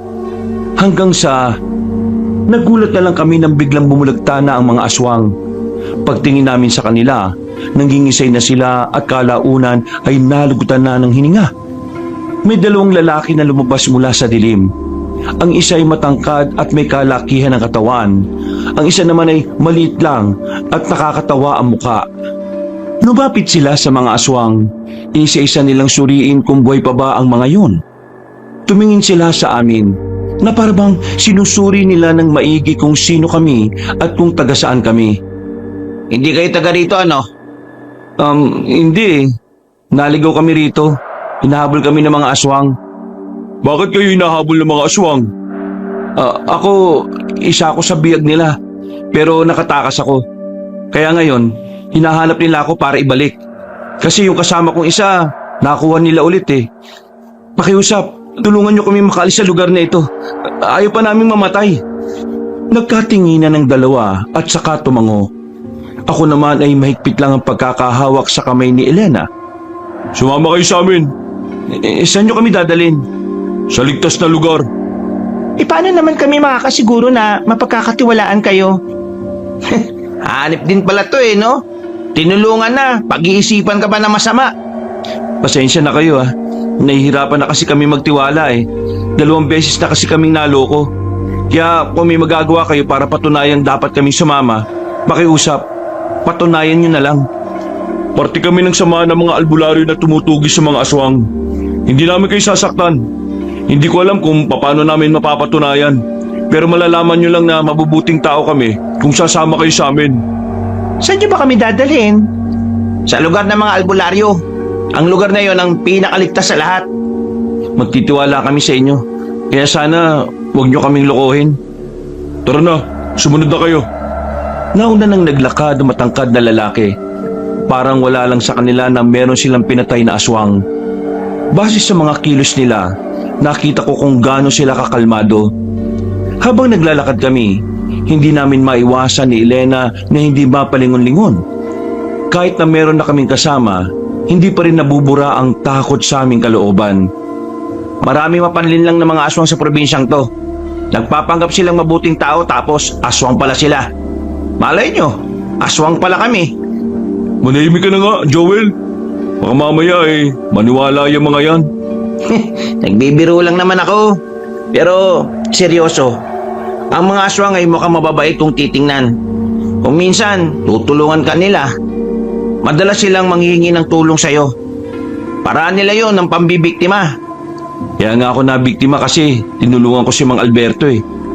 Alberto? Bakit? Kilala niyo ba siya? Siya ang kanang kamay ng pinuno ng mga aswang. Pinuno? Meron silang ganon? Si Lara, ang matandang babaeng aswang. Siya ang pinuno ng mga aswang at siya ang matagal nang nagpapatakbo ng samahan nila rito. Kung mga tumutugis kayo ng mga aswang, bakit hanggang ngayon may aswang pa rin? Hindi kasi sila ganun kadaling ubusin eh. Isa pa, ang hirap tuntunin ng kinalalagyan nila. Noon sa pinanggalingan ko, naalala ko pa ang daan. Ituturo mo ba sa amin kapag gusto namin puntahan? Oo, pero hindi sila sobrang dami doon eh. Mangilan-ngilan lang. Doon lang talaga nila dinadala lahat ng mabibihag nila. Mabuti naman at may tuturo mo sa amin. Pagkatapos namin kayong ihatid sa lugar namin, saka namin sila pupuntahan. Maraming salamat sa inyo ha. Kung hindi kayo dumating, baka wala na kami ngayon. Ginagawa lang naman namin kung anong trabaho na meron kami. Ano bang pwedeng gawin para mapuksa ang mga aswang na yan? Mahal, bakit? Lalabanan mo ba sila? Naiwan natin yung sasakyan ko at merong nagbabantay na aswang doon. Kaya gusto ko silang labanan para mabawi yung sasakyan ko, Marvin. Hindi basta-basta nakakalabanin sila. Maraming karanasan ang kailangan mo para kalabanin sila. Kaya nga narito kami para makialam eh. Kung nasaan man ang sasakyan nyo, kami nang bahala doon. Napatango na lang kaming dalawa, Kabanong. Ang layo ng nilakad namin. Inabot na rin kami ng umaga. Nang marating na namin ang baryo, may matandang lalaki agad ang sumalubong sa amin. Parang mas matanda pa yata kay Mang Alberto ang matandang yon at kay Mr. Campbell. Magandang umaga. Sino mga kasama nyo, Waldo? Mga biktima sila ng mga aswang. Nakita namin sila sa gubat na pinalilibutan. Kaya iniligtas namin sila. At pinagdudutahan pa kami. Magandang araw. Ako nga si Toperno. Mang Topper ang tawag nila sa akin dito. Maraming salamat po. Ako po si Marvin. Ito naman po si Elena, girlfriend ko. Huwag kayong mag-alala. Dito sa lugar namin ay ligtas kayo. Halika kayo. Sumunod kayo sa akin. Pagpasok namin sa baryo nila, nakangiti pang nakatingin sa amin ang iba nilang mga kasama. Ang gaan lang ng pakiramdam namin. Maaliwalas ang paligid at talaga namang nakakapanatag ng loob. Dinala kami ni Mang Topper sa bahay nila. Pinakain at pinagpahingan niya kami. Mga bandang tanghali na nang kami ay magising. Pagtingin namin sa labas, ang daming mga tao. Lahat sila'y naghahasa ng mga patalim. Elena, mahal, ayos ka lang? Oo, ayos lang naman ako. Anong ginagawa nila? Mukhang naghahasa ng itak. Alam ko, di naman ako bulag eh. Ang sinasabi ko, bakit sila naghahasa? Baka kakalabanin na nila yung mga aswang. Makakauwi na kaya tayo?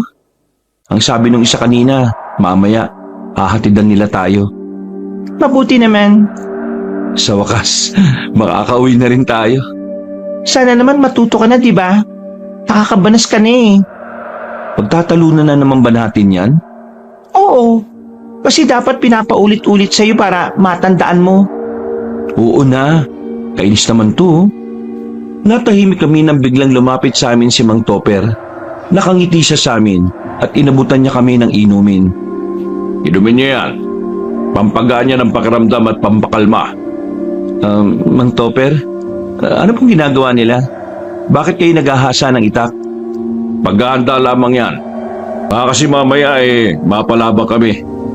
Balita ko kasi, ituturo mo sa amin ang kinaroroonan ng mga aswang. Oo. Ituturo ko nga po.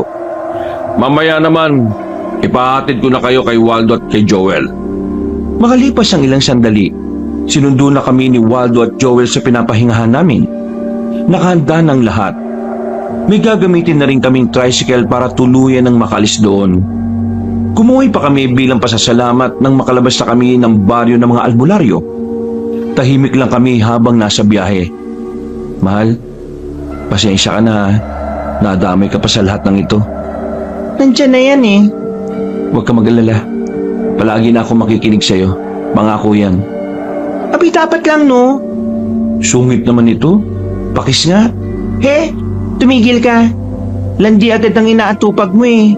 Huwag kang makampante ah. Hanggang hindi pa tayo nakakauwi sa amin, hindi pa tayo ligtas. Oo na.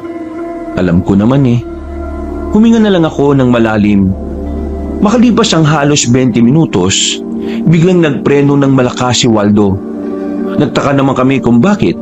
Kaya hindi ko na napigilang hindi tumingin sa labas.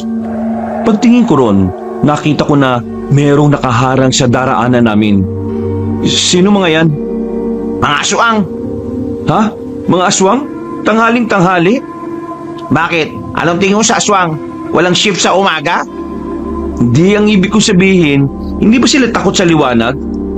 Hindi naman sila natatakot sa liwanag eh. Kaya walang problema sa kanila umaga man o gabi.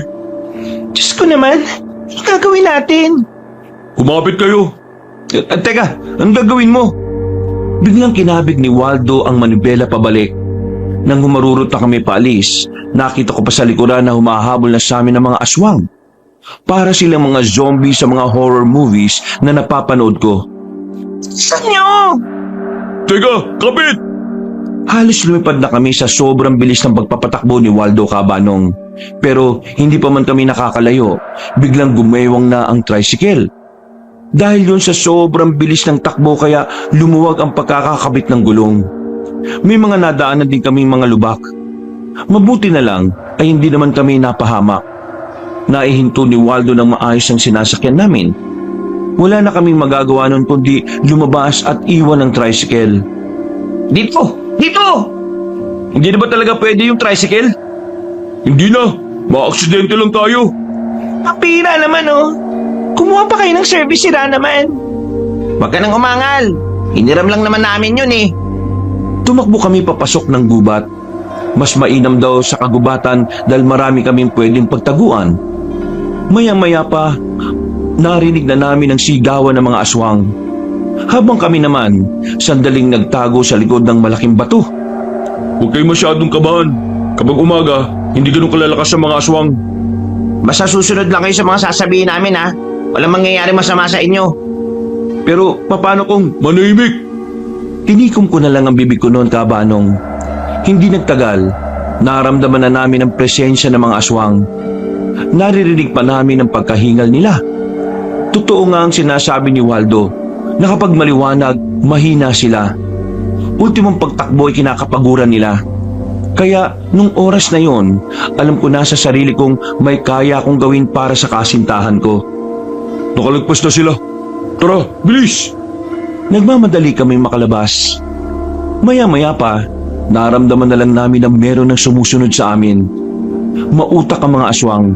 Alam nilang naroon lang kami kaya hinintay lang nila kaming lumitaw. Sa pagkakataong yon, alam ko nang mapapalaban kami. Pre, peram nga ako ng isang itak. Bakit? Anong gagawin mo? Magsisibak siguro. Malamang, pamprotekta. Ayoko namang tumunganga lang. Yan, maganda. May bayag ka rin pala eh. Binigay sa akin ni Joel ang isang itak. Bigpit ang hawak ko ron habang nasa likuran ko si Elena. Maya-maya pa, hindi na nakatiis sa mga aswang. Gumapang sila sa mga puno at ang iba naman ay sa baba. Tumalon sila papunta sa amin. Pero sadyang magaling ang dalawang lalaki nasa harapan ko. Tinatapatan nila mga yon. Kitang-kita na sobrang sanay na sila sa ganong uri ng gawain. Dahil wala pang ilang minuto, sugatan na ang mga aswang. Habang nakikipaglaban sila, napansin ko ang isang aswang na marahang gumagapang sa gilid. Yung pala, sa amin pala ni Elena ang punta nila. Kaya nang lumundag siya, hindi na ako nagdalawang isip na tagain. Tinamaan ko siya sa balikat. Para siyang baboy na kinakatay nang dumaing siya sa sakit. Hindi pa ako nakontento. Nilapitan ko pa ang aswang at pinagtatataga ko ng bara-bara. Mga bisit kayo! Mga salot kayo! Magsasakit nyo sa ulo! Marvin, ano ba? Tama na! Wala na yan, oh! Hinila ko ni Elena pabalik sa kanya kahit may ibang aswang pa sa paligid. Hinawi ko siya papunta ulit sa likuran ko. Nakatutok lang ang itak na hawak ko sa mga aswang. Ayos ah! Magaling ka naman pala eh! Hindi ako magaling. Gusto ko lang talagang protektahan ang babaeng mahal ko. Kilig betlog! Joel, magseryoso ka nga. May mga kalaban pa oh. Okay, tapusin na natin to. Pinagwawasiwas ni Joel ang itak niya. Puro ilag lang ang ginagawa ng aswang. Hindi sila makalapit dahil sa husay ng dalawa. Maya-maya lang, nakita na lang namin na kusa na silang umatras. Hindi pa ba natin sila hahabulin? Hindi na. Ang prioridad natin eh, maihatid kayo kung saan kayo dapat ihatid. Paano? Sira ang tricycle? Sumunod lang kayo sa amin. Gagawa namin yan ng paraan. Bago kami umalis Kabanong, pinasadaan ko pa ng tingin ng mga aswang na napatay. Kahit wala na silang buhay, kinikilabutan pa rin ako sa kanila. Nagmamadali naming nilisan ang pinangyarihan ng labanan. Naglakad kami at hinanap ang palabas sa gubat. Pero ang hindi namin alam, may mangyayari palang hindi inaasahan. Matagal na ba kayo magsyota? Tanong lang naman ha. Gusto ko lang maiba ang iniisip nyo para maging kalmado utak nyo. Matagal-tagal na rin kami. Mag-iisang dekada na. Oh, ang tagal na rin pala. Bakit hindi pa kayo magpakasal? Ayaw pa kasi yata ng isang to eh. Wala man lang singsing na ibinibigay. Yun naman pala pre. Ikaw naman pala ang problema eh. Joel, alamin mo boundary mo ha. Hindi mo sila kilala. Kakakilala lang natin sa kanila kagabi. Naku naman, wala naman akong tinatanong na masama ah. Isa pa, mas maganda na rin to para makilala natin sila. Malay mo, maging kaibigan natin tong magsyota na to. Naku, bahala ka nga. Ngayon pre, anong problema at bakit hindi ka nagyayayang magpakasal? Hindi ka pa ba sigurado dito sa babaeng to? Ang ganda, ang sexy, mukha namang mabait, mukha rin matalino, at mukhang may kaya sa buhay. Ano ba pag inaarte mo? Hindi naman sa hindi ako sigurado. Ano? Hindi lang ako handa. Kasi wala pa akong may pagmamalaki sa magulang niya eh.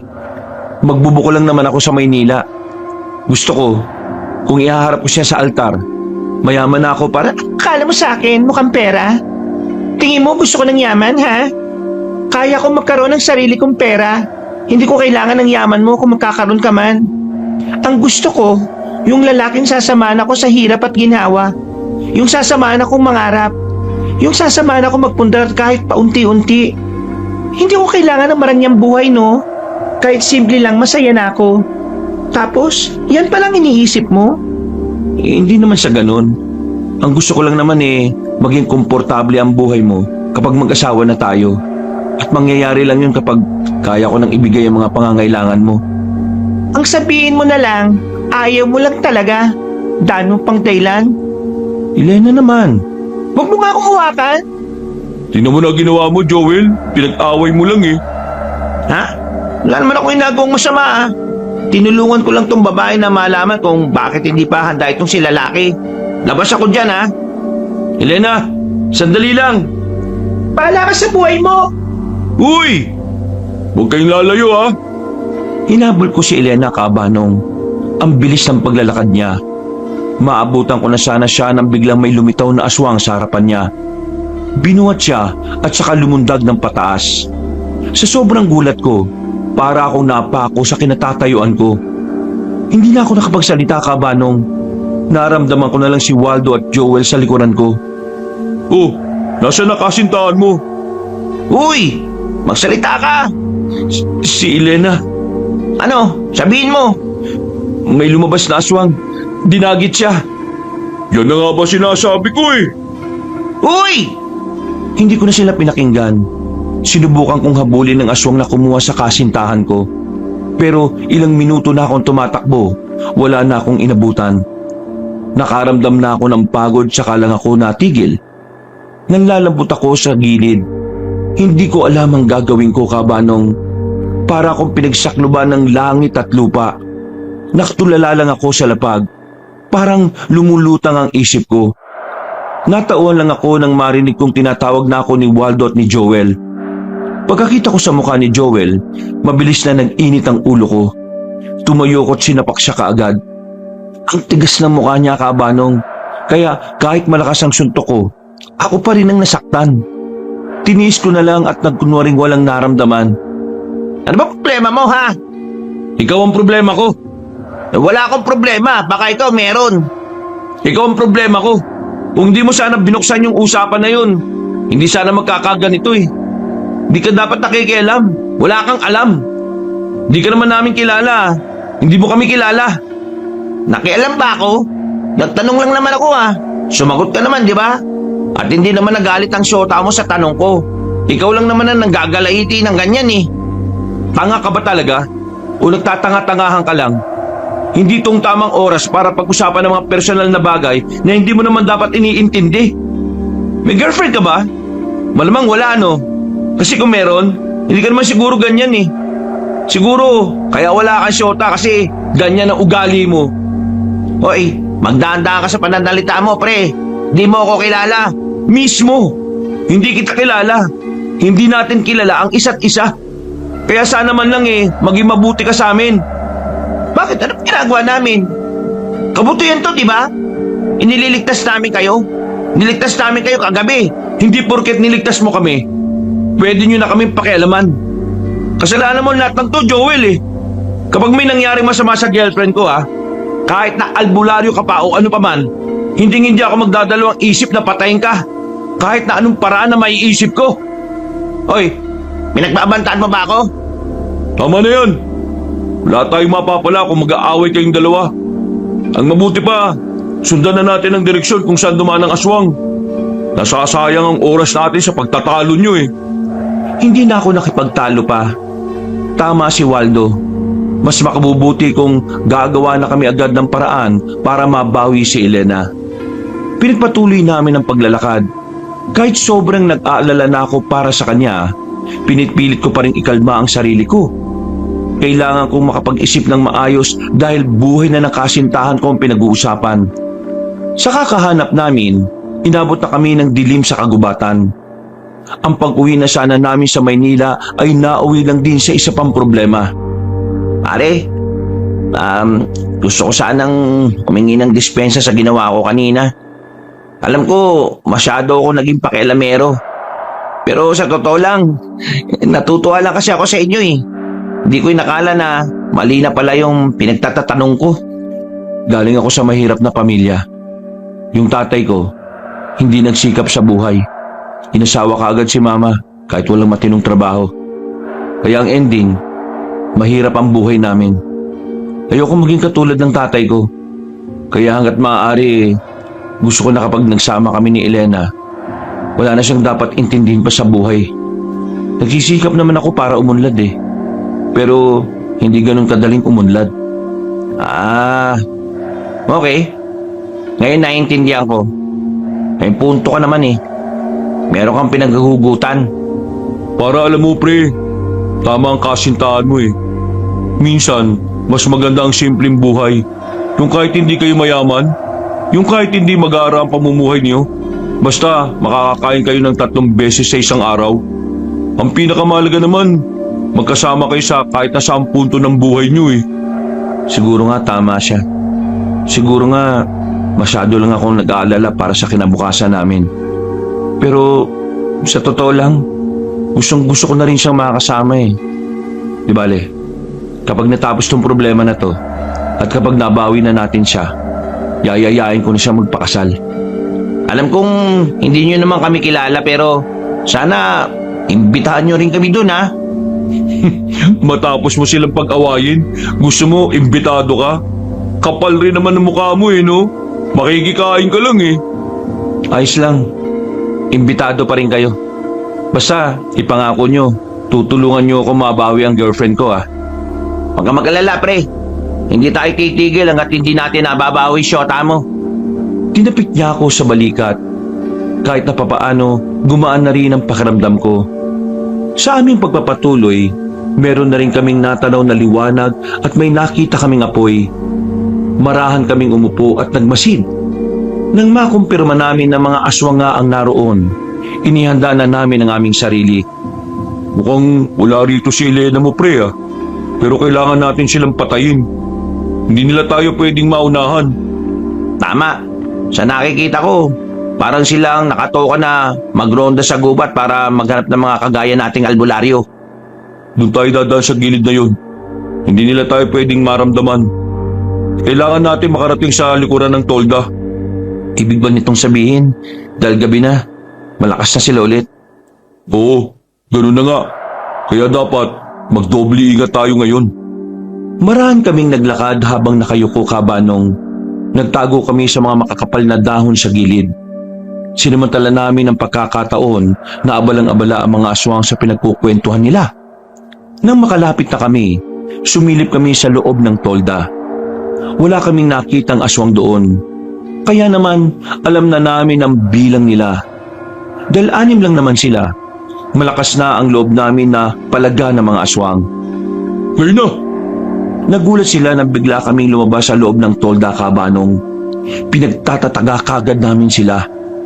Sa kanilang pagkagulat, hindi na nila nagawa pang makaiwas. Tinamaan sila ng itak namin. Gumapang pa ang iba papalayo. Pero hinabol namin sila. Marvin! Sa gilid! Paglingon ko sa gilid, nakita kong papalapit na sa akin ang isang aswang. Kahit sugatan yon ay mabilis pa rin ang kanyang kilos. Pero nagawa kong mailagan ang pagkalmot niya sa akin. Dahil doon, nakakuha ko ng tamang pagkakataon. Tinaga ko ang aswang at tinamaan naman siya sa likod. Nasubsob sila. Hindi na ako nagsayang ng pagkakataon. Pinagtatataga ko siya ng marami hanggang sa tuluyan na siyang mamatay. Buwisit kayo! Patay na itong mga to. Pwede na tayo magpatuloy. Ituro mo kung saan yung daan papunta sa lugar kung saan ka nakatakas. Malamang sa malamang naroon din si Elena. Sige, tara. At saan na ba kayo pupunta? Napatigil kami sa paglalakad nang marinig ang tinig na yun ng matandang lalaki. Pamilyar ang boses niya sa akin kaya agad naman akong napaharap. Kumulo agad ang dugo ko. Gusto ko siyang sapakin pero tinapik ako ni Waldo para kumalma. Hinahanap pa ba ang kasintahan mo, Marvin? Saan mo dinala si Elena? Kumari ka pa. Para namang hindi mo alam. Pero, ka mag-alala.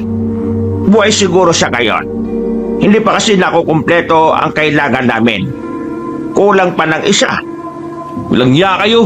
Mga demonyo! Papatay ko kayo! Papatayin? Bakit? May kaya ka bang gawin? Ay, ganda! Lakas mo magsalita. Marunong ka bang magbilang? 3 kami, di ba? Tapos isa ka lang? Huwag kayong makampante. Aswang pa rin siya. Mas malakas siya sa atin. Buti pa itong isang ito nag-iisip. Wala naman akong pakialam Pupulbusin ko mukha nito. Nagmamadaling lumapit si Joel kay Mang Alberto. Sinubukan niyang tagain ang matandang aswang.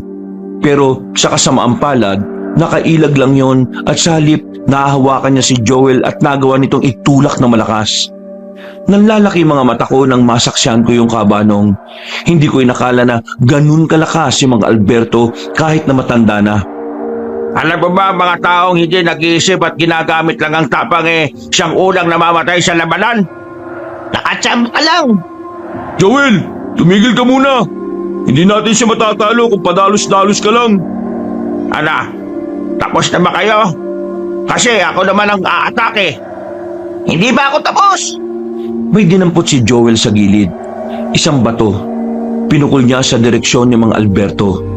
Hindi yung tinamaan, pero kinuha ni Joel ang pagkakataong yon para makalapit. Dahil hindi nakatuon ang atensyon na matanda sa bato, nawala sa isip nito ang paglapit ni Joel. Tinaga siya ni Joel, pero daplis lang ang tinamo ni Mang Alberto. Magaling ang ginawa mo, iha. Idati mo ang atensyon ko. Ang kaso, mabagal ka pa rin. Hindi na naituloy ni Mang Alberto ang sasabihin niya nang si Waldo naman ang umatake. Sa puntong yun, mahabang hiwa ang nagawa niya sa likod ng matandang aswang. Namula agad ang mata ni Mang Alberto dahil sa sugat. Hindi niya inakalang magagawa yun sa kanya ni Waldo. Kaya naman hindi na ako nagsayang ng oras. Tumakbo ko ng mabilis. Tinaga ko rin siya pero nakailag siya. Wisit naman! Malas! Anong akala niya? Mapapatay niyo ako dahil sa mga paghiwa-hiwa o pagtaga-taga? Magiging kanang kami ba ako kung madali lang ako mapapatay ng mga kagaya ninyo? Ha! Managinip na lang kayo ng gising! Biglang nangisay si Mang Alberto. Yung pala, unti-unti na niyang pinapakita ang kanyang anyo bilang isang halimaw. Humaba ang kanyang buhok. Ganon din ang mga binti. Pumangit ang mukha niya na parang bungo na ito. Isang gabunan! Ha? Gabunan? Ano yun? Isa sa mga uri ng aswang na may tuturing na malakas. Isang beses lang sila kumakain sa isang taon. Sa tingin ko, hindi pa siya nakakakain ngayong taon. Kaya dapat tayo mag-ingat. Mas malakas ang gabunan na gutom kumpara sa gabunan na busog. Hindi pala to biro! Ano? Nawiwindang na ba kayo? Nanginginig na ba ang inyong tuhod? Ngayon lang ba kayo nakakita ng kagaya ka? Wag ka nga feeling special. Nakakita na kami ng gabunan noon, no? Kaya hindi kami natatakot sa'yo. Gigil na lumapit si Mang Alberto kay Waldo at kay Joel. Sabay niya yung sinakmal gamit ang magkabilang kamay. Walang kahirap-hirap niya itong iniangat sa ere. Habang ako, natulala na lang sa nangyayari. Marvin, sabihin mo sa akin kung sino sa dalawang itong dapat kong tuluyan at kung sino sa kanilang isasama ko bilang kukumpleto sa aming pagkain. Pumili ka! Huwag kang makinig sa kanya! Tagayin mo! Marvin! Para akong natauhan nung makita kong namumula na ang mukha nilang dalawa. Kaya kahit natatakot ako, nilapitan ko sila para tagain si Mang Alberto. Umilag si Mang Alberto kaya napilitan siyang bitiwan si Waldo at Joel. Aba, matapang ka na ha? Wala akong pakialam kahit gaano ka ba kabangis. Kakaiba itong matandang to. Ayan natin yan! Sabay-sabay kaming umatake. Pero sa mga sumunod na sandali, napansin namin na parang nakikipaglaro lang si Mang Alberto. Hindi kami makatama sa kanya. Kinalmot niya si Waldo. Tinamaan yun sa braso. Si Joel naman ay nabalibag na naman. Tumama ang likod sa makakapal na ugat ng puno. Ay, wisit! Tanggapin nyo na kasi, wala na kayo magagawa. Kung sumuko na lang sana kayo, edi hindi na kayo nasaktan. Edi sana nakauwi na ako at dadala ko na kayo para ipandagdag sa pagkain namin. Isa na lang ang kailangan nyo, di ba? Ako na lang. Anong sinasabi mo dyan? Kung mamamatay lang din naman ako, gusto kong kasamang mamatay ang pinakamamahal kong babae. Kaya Mang Alberto, ako na lang kunin nyo.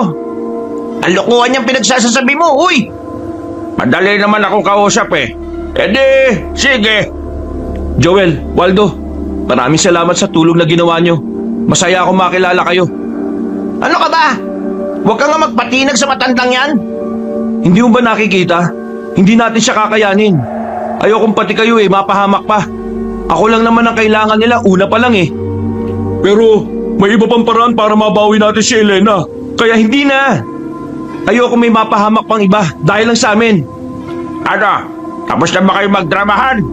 Uwing-uwi na ako Isa lang ang pakiusap ko, Mang Alberto. Pag alis natin, huwag nyo nang sasaktan si Waldo at si Joel. Ako? Oo! Wala na akong pakialam sa kanila. Pero yung ibang aswang ewan ko na lang.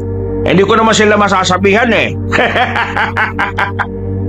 Tuso mga aswang, Marvin. Hindi mo sila kilala. Lilinlangin ka lang yan. Malahimik ka. Tara na, Marvin. Bago pa magbago ang isip at baka pagpapapatayin ko kayo. Unti-unting bumalik sa dati ang itsura ni Mang Alberto. Lumapit ako sa kanya at agad naman niya akong dinakma. Wala siyang alam na meron akong binabalak na masama. Nang ilapit na niya ako sa kanya, pasimple kong dinukot ang kutsilyo na kanina pa nasa tagiliran ko. Nalaglag yun ni Waldo habang nakikipaglaban kami. Hindi niya alam na nadampot ko na yun. Kaya naman wala akong sinayang na pagkakataon. Sinaksak ko kagad si Mang Alberto. Hindi ko na inaasahan na ang madadali ko sa kanya ay ang kaliwang mata niya. Alerto naman ang dalawa, kaya nang mapansin nilang ginawa ko yun, wala na silang sinayang na sandali. Mabilis silang umatake. Sinaksak ni Joel si Mang Alberto sa dibdib. Si Waldo naman ay sinaksak niya sa tiyan. Sa ginawa naming yon, nakita namin na tila naapektuhan na si Mang Alberto. Umatras at dumistansya siya ng bahagya. Bigla siyang hiningal. O ano? Kala mo, ikaw lang marunong manlinlang ano? Nakaganti na rin ako sa ginawa mong panloloko sa aking matanda ka. Wisit ka, Marvin! Isa kang lapastangan para lokoy na kagaya ka! Mga pre, handa na ba kayo? Undong-undo no? Tapusin na natin tong gurang na to! Ha! Tignan natin kung kaya na niya! Sinubukan ni Mang Alberto na magpalit ulit ng anyo, pero dahil maluba ang tama niya, hindi na niya kaya pang bumalik sa pagiging halimaw. Dahil doon, sinamantala na namin ang pagkakataon na lusubin siya. Sinabayan niya rin kami at kahit nasugatan na siya, aminado kaming malakas at mabilis pa rin siya. Pero hindi nakagaya nung una. Kaya naman, hindi namin siya tinigilan. Hinintay lang namin na makaramdam siya ng pagod para unti-unti na rin siyang bumagal. Ano ha? Hinihingal ka na ba? Ha! Naubusan ka na ba ng dugo? Eto na yun! Atake na! Sa sunod naming pag-atake, naramdaman namin na kinabahan na si Mang Alberto. Nakita kasi namin na tatangkay na lang sana niyang tumakas. Pero dahil mabilis ang paglapit na aming ginawa, hindi na niya kinaya pang makaakyat sa puno. Tinarak naman ni Joel ang itak niya. Habang ako naman, bumuelo ako. Hindi ko na naisip na matanda siya. Ang naisip ko na lang ay isa siyang aswang na kailangan ng patahimikin. Hinigupit ko siya ng malakas sa leeg. Meron pa siyang sinasabi pero hindi na niya naituloy. Bumagsak na siya sa lapag. Napatingin na lang ako sa ibang direksyon. Hindi ko kaya makita na merong umaagos na dugo mula sa leeg niya. Pre, ang galing mo kanina! Ganap na ganap ka eh! Pinahanga mo kami ha? Wala yon. Ang iniisip ko kasi, ayoko mapahamak din kayo. Gusto ko na protektahan din yung mga taong tumutulong sa akin. Ang dami nyo nang nagawa eh. Kaya gagawa rin ako ng paraan para makabawi sa inyo. Hindi mo naman kailangan bumawi eh. Ang mahal ka naman sa amin, kaligtasan nating lahat. Pati na rin ang mga bihag ng mga aswang at ng kasintahan mo. Ngayon, tutuloy na tayo sa destinasyon natin kung saan naroon yung mga bihag. Akong bahala. Tandang-tanda ko pa kung saan yon. Bumuntong hininga na lang ako, Kabanong. Matapos naming linisin ang aming mga sugat, agad na rin kaming naglakad paalis. Makalipas lang ng mga halos 1.5 oras, natanaw ko na rin ang liwanag. Ang lugar kung saan una akong ikinulong, pero sa mga sandaling yon, marami ng aswang ang naroon. Marami nang nagbabantay. Nakikita rin namin ang matandang babae na sinasabi ng mga aswang na si Lara, ang tumatayong pinuno ng mga nilalang na yun. Yung matandang babae na yun, siya matagal ng kalaban ng samahan namin. Pero dahil sa pagiging madulas niya, hindi namin siya mahuli-huli. Kahit si Mang Topper, nahihirapan din sa kanya. Si Mang Topper ang pinaka-veterano sa amin. Isipin mo na lang kung si Mang Topper nahirapan kay Aling Lara, paano pa kaya tayo? Ang punto ko, kailangan nating hintayin na mawala ang matandang babae na yan bago tayo lumusob. Nasabihan ko na si Mang Topper kung saan makikita ang lugar na ito eh. Hindi pa ba sila dumarating? Nagtataka nga rin ako eh. Ano kayang nangyari at bakit mas nauna pa tayo rito? Kung ano man ang dahilan, hayaan na natin. Kailangan natin mag-focus dito. Sa parting yun, pwede na tayong dumaan doon. Huwag. Alam ng mga aswang na madalas sa mga madidilim na gilid dumadaan ng mga albularyo. Basang-basa na nila yan dahil ilang beses na namin ginawa yun noon pa. Saan tayo dadaan? Sa gitna? Hihintayin lang muna natin mawala yung matandang babae. Kapag nawala na sila, sa bungad tayo dadaan. Uunti-unti natin sila. Ang kailangan lang natin, dugo ng aswang. Dugo ng aswang? Bakit? Para saan? Ipapahid natin sa katawan natin para hindi nila malaman na tao tayo. Sa madaling sabi, iisipin lang nila na aswang din tayo. Ang tanong, paano tayo makakapatay ng isang aswang nang hindi sila nabubulabog? Yun ang dapat nating isipin. Dapat pala, pinaligo na natin yung dugo na matanda kanini. Nawala rin sa isip ko eh. Hindi naman natin inaasahan na ganito sila karami dito ngayon. Nanahimik na lang muna kami sa kinalalagyan namin, Kabanong.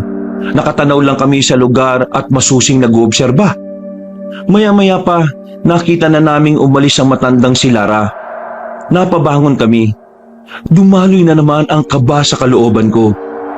Makalipas lang ang 5 minuto, nagdesisyon na rin kaming lumabas sa lungga namin. Naglakad kami ng bahagya papunta sa bungad. Paano tayo makakalapit nito? Basta, isang aswang lang muna ang kailangan natin. May naisip ako. Ayun oh. Tinuro kong isang aswang na nasa labas ng arko. Naninigarilyo siya. Walang kasama. Kaya naman kumuha ko ng maliit na bato. Binato ko ang aswang. Tinamaan naman siya sa paa. Napatingin siya sa direksyon namin. Hinanda na namin ang aming mga sarili. Nang makalapit na siya, agad namin siyang sinunggaban. Binali agad ni Waldo ang leg ng aswang bago ito makalika ng kahit na anong ingay. Wala na kaming sinayang na pagkakataon. Agad namin pinunas ang dugo ng aswang sa bandang hita namin. Ayos lang ba ito? O kailangan ko pang ihilamos? Ayos na yun. Ang malaga, amoy aswang na tayo. Huminga na muna kami ng malalim bago tuluyang lumabas. Kailangan namin magpanggap na aswang. Kaya binitiwan na muna namin ang mga sandata namin. Makakalata kasi sila kapag nagdala kami ng kahit na anong patalim. Hindi kasi gumagamit ang mga aswang ng ganon. Papasok pa lang sana kami sa bungad ng baryo ng mga aswang nang biglang may mga aswang na naglabasan sa gilid. Pumalibot sila sa amin. Pagtingin namin sa gilid, nakita namin na naroon sila Aling Lara. Nakangiting aso. Sinasabi ko na nga ba't hindi kayo makakatiis? Lalabas din kaya? Alam mong nandito kami? Malayo pala kayo. Naamoy ko na ang dugo ninyo.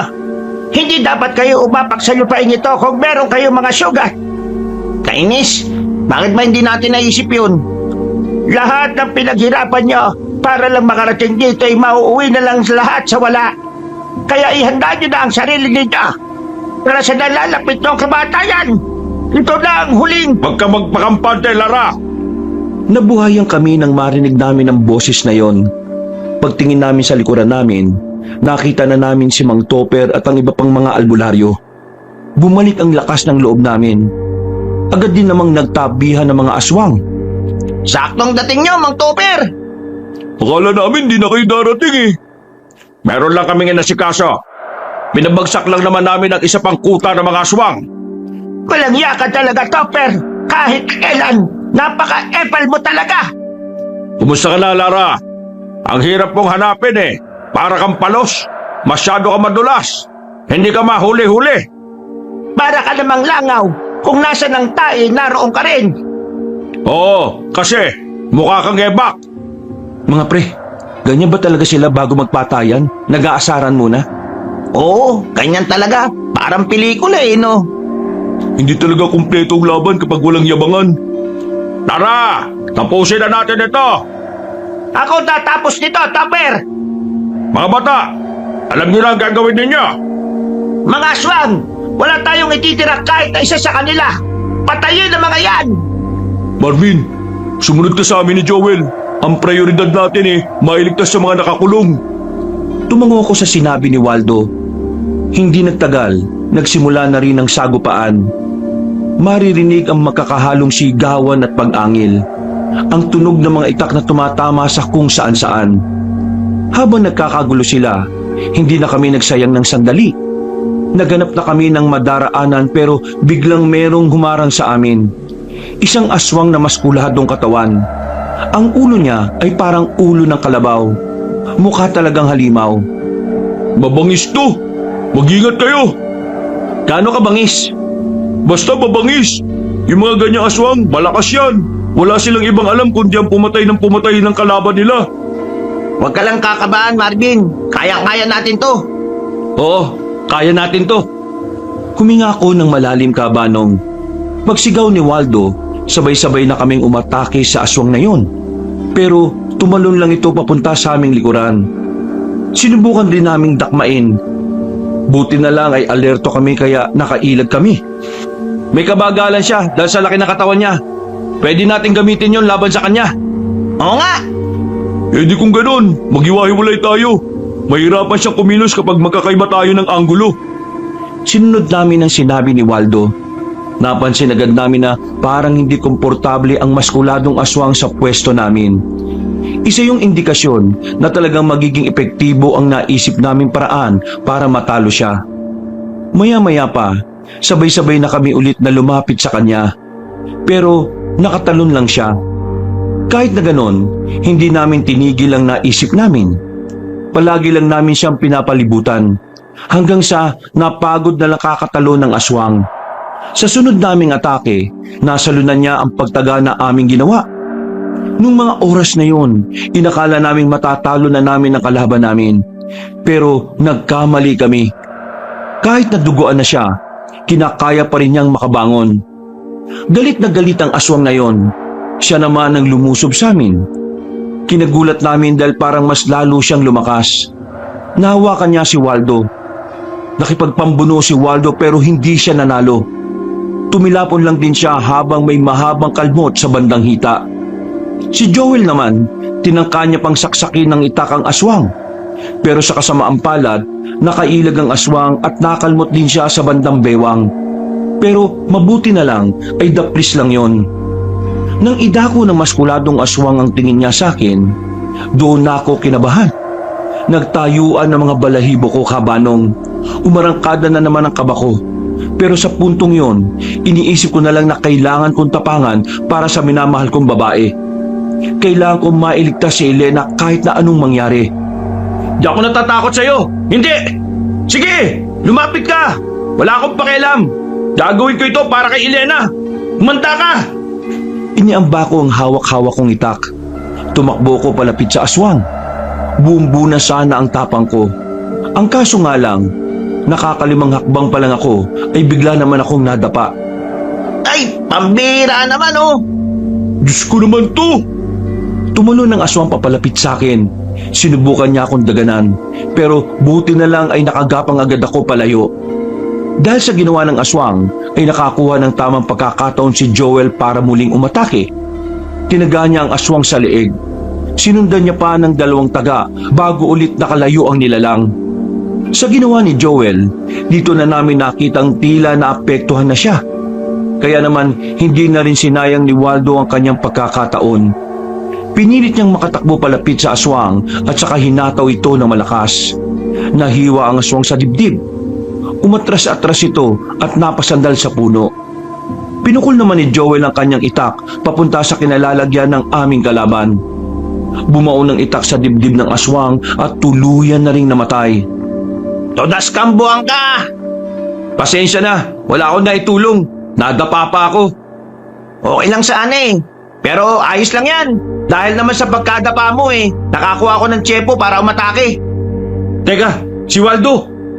Ayos ka lang? Oo, ayos lang ako. Mauna na kayo.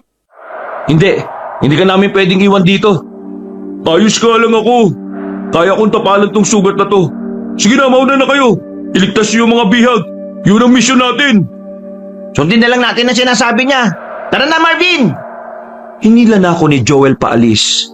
Habang nagkakagulong lahat, sinamantala namin ang pagkakataon. Nakarating kami ng bahay kung saan nakakulong ang mga bihag. Napatay naman agad ni Joel ang mga nagbabantay. Nang mabuksan namin ang pinto, nakita namin si Elena. Kasama niya ang 2 lalaki, pati na rin ang dayuhan na si Mr. Campbell. Elena! You're back! Save me, please! Oo, ililigtas namin kayo. Pero itong tatandaan mong kanu ka ha. I'm coming here for my girlfriend. Nagtagalog ka na lang sana. Kinalagan agad namin ang bihag habang wala pang nakakakita sa aming aswang. Paglabas namin, nakita namin na nalalagay na sa alanganin ng mga kalaban. Masyadong magagaling ang mga albularyo. Nasipat ko rin ang naglalaban na si Mang Topper at si Aling Lara. Hirap na hirap ang matandang aswang, habang si Mang Topper naman ay parang nakikipaglaro lang. Umayos na kayo, Marvin. Ikaw na bahala sa kanila. Doon kayo dumaan, oh. Walang aswang doon. Babalikan ko lang si Waldo. Sige, maraming salamat, pre. Saka ka na magpasalamat kapag nakalis na kayo ng ligtas. Hinawakan ko na ng maigpit ang kamay ni Elena. sinimulan na namin ang pagtakas. Pero hindi pa man kami nakakalayo. Bigla namang humarang si Aling Lara. Madilim sa kinalalagyan namin pero kilala ko ang tinig niya. Kinabahan ako ng malala. Alam ko kasi sa sarili ko na hindi ako uubra sa matandang yon. Pero tinapangan ko na lang para kay Elena at sa mga kasama ko. Saan kayo pupunta, ha? Kami lang ang kaya mo, no? Hindi mo kaya si Mang Topper kaya kami ang pinagbubuntunan mo. Wala akong pakialam. Kakainin ko na kayo lahat ngayon. Bigla siyang gumapang. Dahil madilim sa kinalalagyan namin, hindi ko na namalayan na nasa harapan ko na siya. Naramdaman ko na lang na nasa ibabaw ko na siya at pilit akong kinakagat. Elena! Tumakbo na kayo! Bilis! Hindi kita pwedeng kuisit! Sige na! Huwag ka na makulit! Pakiusap! Kahit ngayon lang pakinggan mo ako! Hey! Let's go! I don't want to die here! Pisit ka, bitirin mo ako! Bilisan mo na! Umalis na kayo! Nang makita ni Aling Lara na tatakbo na sila, naramdaman kong aalis siya sa ibabaw ko. Pero ang ginawa ko, niyakap ko ang hita niya. Saan ka pupunta ha? Hindi mo sila masasaktan! Eh di ikaw na lang ang kakainin kong visit ka! Hindi na niya naituloy ang sasabihin niya nang dumating na si Mang Topper. Nakita ko na lang na tumatagas na ang dugo mula sa liig ng matandang aswang. Agad naman ako napabangon at napahinga ng malalim. Maraming salamat, Mang Topper. Gusto ko ang ginawa mo. Handa kang ibuwis ang buhay mo para sa iba. Nasaktan ka ba? Hindi, ayos lang naman ako. Iha, nasa tamang lalaki ka. Tama siya. Nasa tamang lalaki ka na. Kaya pagkatapos nito, magpakasal na tayo. Ka? Oo, sabik na ako makasama ka habang buhay. Ay sus, kinilig naman ang tumbong ko sa inyo. Natawa na lang kami sa sinabi ni Mang Topper. Pero yun ang pinakamasayang sandali ko kahit nakatatapos lang namin sumabak sa matinding panganib. Napatay si Aling Laura. Sumunod naman ang ibang mga aswang. Hanggang sa kalaunan, nalagas na rin silang mga albularyo. Samantala, nailigtas naman namin si Waldo. Naagapan ng sugat niya at nagamot. Para kaming nabunutan ng tinik sa lalamunan. Napayakap na lang ako ng maigpit kay Elena. Buong akala ko kasi noon ay hindi na kami magkakasama. Pagkatapos ng labanan, nakabalik naman na kami kina Elena ng ligtas. Nang malaman ng mga magulang niya ang nangyari at ang ginawa ko, nagkaroon na sila ng tiwala sa akin. Makalipas lang ang 6 na buwan, ikinasal na rin kami ni Elena. Inimbita ko ang mga albularyo, lalong-lalo na si Waldo at Joel na naging kaibigan ko na rin. Kabanong lahat ng naranasan ko roon ay nagsilbing aral sa akin. Mula noon, palagi na akong nakikinig kay Elena. Ayoko na kasing maulit ang ganong pangyayari dahil takot na akong malagay sa panganib ang aking asawa. Hanggang dito na lang po, Kabanong, at maraming salamat po sa inyong pagsubaybay. Pinagpalang araw po sa inyong lahat. Hello mga kabangers at mga kayanggaw, si Kabanong po uli. Bago po tayo magwakas ay gusto ko po sanang magpasalamat sa lahat ng mga sumubaybay dito sa bagong kwento natin. At kung medyo nabitin po kayo, inaanyayahan ko po kayong bisitahin nyo yung 2 pang channel natin. Yung Pamela Clamil kung saan nagnanarita ko bilang si Lolo Pael at ako rin bilang si Kabanong. At dun sa bagong channel natin na Kabanong version 2.0 kung saan meron pong moving images na doon. Kaya may mapapanood na po kayo habang nakikinig kayo ng narration na meron na ring music and effects. Mas pinaganda yon kaya nga version 2.0 eh. Kaya sana'y huwag niyong kalimutang mag-subscribe para makasama kayo sa first 100,000 subscriber ng channel na yon. At para hindi kayo mahirapan na hanapin ang mga nasabing channels, ilalagay namin sa pin comment ang mga links ng mga nasabing channel. Hanggang sa susunod na kwento, wakas!